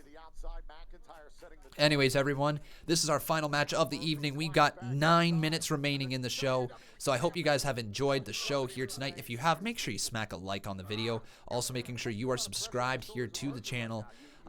We will be live again tomorrow with Impact Wrestling tomorrow night. Now, I'm going to say this right now. If, for whatever reason, I don't end up going live with Impact Wrestling, I'm going to say it right now. It is because things got busy, okay? I've got some stuff planned for tomorrow. It seems like we are doing the recording with the Botch guy tomorrow. I've got to record some stuff for the Conman Universe. So tomorrow's already a busy day. So, if for whatever reason we are not live with Impact Wrestling tomorrow, we would 100% be live with it the following week. And hopefully by that time, we're also going to be able to figure out what these community shows are going to be presented like. So yeah, hopefully I'll still be live with Impact Wrestling tomorrow. That's the plan. But you know, plans can change. Ryan Vu, how you doing, my friend? Welcome to the stream. But yeah, I would really like to go live tomorrow night with Impact Wrestling. Murphy just dumped over the barricade, and it looks like McIntyre rolls back inside the ring to break the count for a second, as Rollins just looks onward from the top of the ramp. I mean, I understand that, he's got Seth coming up here, but I don't think he's losing focus, Joe. I think McIntyre's enjoying this moment. I mean, he is absolutely obliterating the disciple. Oh shit, Steve, I totally forgot that. Yeah, Liv Morgan did lose to Charlotte Flair, and then said the next time you see me, it will be the real me, right? Yeah. Shit, I totally forgot about that. That made that match even bigger. Liv Morgan's arch rival right now is Charlotte Flair. I totally forgot about that little detail. That was actually even a bigger match. No wonder the promo at the start made a ton of sense. Remember me? Well, that was her comeback match against Charlotte. Actually, dude, I totally forgot about that. Could have been something way bigger for sure, but that's a decent match then to give. But to not have Liv Morgan win that one at that point is also still a little crazy because of the story. But maybe you're right. Maybe she does snap completely. Javier Santana, how you doing, buddy? He says, what I don't get, Conman, is that people don't want Charlotte to bury all the women, but it was okay for Shayna and Asuka to do so for over 3 years. Here's the thing. Shayna and Asuka were doing so in NXT. They were themselves in NXT. And they did so by building up the NXT women's division as a whole by putting on great matches and making the title mean something. It's different when you have somebody go from the main roster laterally or down, whatever you want to say, and capture that title and then proceed to beat everybody in that division. That's where I think people are upset with it. Personally, I have not hated Charlotte Flair as NXT champion one bit. I think it's actually provided some very entertaining segments, and it's prolonged the shelf life of the Queen Charlotte Flair without truly losing her star power, right? In a way, it was WWE turning the NXT Women's Championship into a mid-card championship, which I think they need for the women's division, especially when you have superstars like Charlotte Flair, Sasha Banks, Bayley, Becky Lynch. You know, they can't all be on top forever, so it's not the worst idea for them to build up other stars when they're not necessarily being used at the top of the card. I would also like to see the NXT women, or not NXT women's, I would rather see the women's division in general be able to build up their tag team division, because Alexa Bliss and Nikki Cross, while they're fine as the tag team champions, I don't see any other teams lining up to try to take them on. To be quite honest, other than the Iconics, is there a real tag team in WWE for the women's division? There isn't. Kabuki Warriors, sure. Absolutely. Other than them and the Iconics, though, who else? Who else is an actual legitimate tag team? There isn't. They can try to position Dana Brooke and Carmella all they want, but they're not real tag team. There really isn't any other tag teams, right? Axe handle delivered right there to Buddy Murphy. And a kip up from McIntyre. Rollins has got to be pissed, man. Yeah, Bliss and Cross are the tag team champions. I was meaning other than them, right? Other than them. Should be fearful right now. This could very well be his future. Because he's watching. And look at the power of McIntyre. Imagine the hacker gimmick was revealed to be Roman Reigns. Would you guys be mad if that was the case? Murphy? Uh-oh. Murphy trying to pull. Oh, here he goes. He pulls his head right through, and there's a super kick to the face of Drew McIntyre. And now, power bomb delivered to McIntyre. That might be it. Hooks the outside leg. Count of one, kick out by McIntyre. The Pickle asking me, is Charlotte a draw? Yes. It is Mustafa Ali and Shorty G. That is what Wrestling Days said. I love Wrestling Days. I think his content's amazing, but Wrestling Days doesn't work for WWE. Until it actually happens on the screen, I don't give two craps about what the leaks are. Because something isn't official until it takes place on WWE TV, right? So, as much as I love Wrestling Days and the content he produces, oh, there's the Claymore kick. That's just hearsay theory. You know, it might be true, but it might not be as well, right? Big Claymore boot, and McIntyre picks up the win over Murphy. The Disciple falls victim to the Claymore. McIntyre says, wait, one more second. He's going to raise his hands high, isn't he?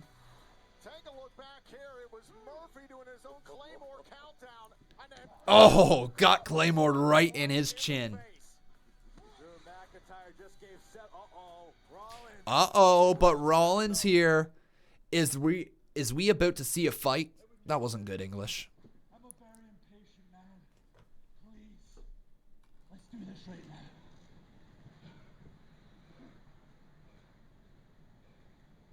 Come on, bud. Come on. Get in. Get in here.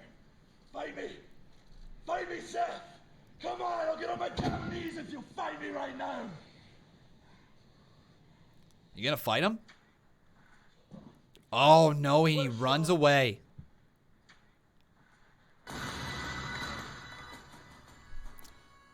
McIntyre standing tall here tonight. As Rollins leaves the arena, leaves his disciple there next to a A Scottish psychopath. McIntyre gloating just a little bit. Oh, what the hell?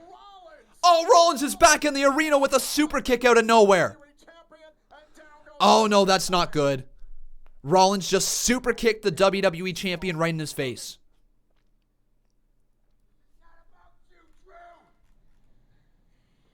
This is not about you. This is bigger than you. This is bigger than me. This is bigger. Rollins sees the WWE Championship.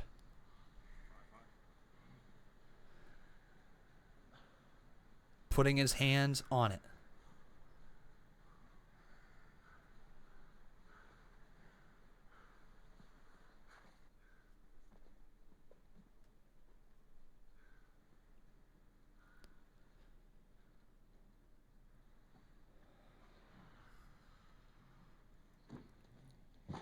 Oh, Rollins off the ropes. Oh my God, no way.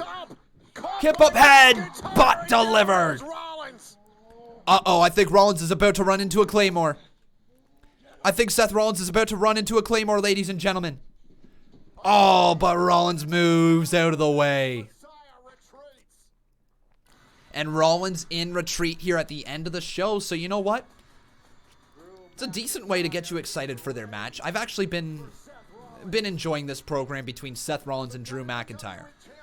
Yes, Max Esfahani, I understand what Wrestling Days did there, my friend. And again, this is not a shot at Wrestling Days, but until stuff happens on TV, it's just hearsay, it's just rumor. And if you're adjusting voices, you might be able to find a voice hidden in there, but it could also be put in there like that on purpose to make you question what it is you're hearing, right? If you adjust any voice to any volume, any tone, you can make a voice sound like pretty much anybody's. So yeah, that is what it is.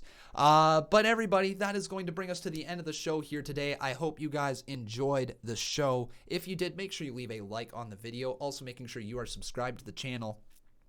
Now, everyone, we are going to have a new poll available right here on the YouTube community page. So if you guys have not clicked onto the YouTube community page before, make sure you do so after this live stream. What you can vote in the show, you can let me know if you thought the show was great, good, just okay, or bad. You can also let me know if you didn't watch. So those are going to be the new 5 options that you have. Once again, great, good, just okay, bad, didn't watch. All right, everybody. And if we need to adjust our polls in the future, we will. But that's what the new polls are going to be. No more friggin' fantastic. So please tell me what you actually thought of the show instead of just saying friggin' fantastic. And when I refer to the show, I mean Monday Night Raw, not this live stream here tonight. So everybody, that brings us to the end of the show. Thank you so much for watching. Again, leave a like on this video. Make sure you are subscribed to the channel. And as always, I've been Con, and that was Monday Night Raw.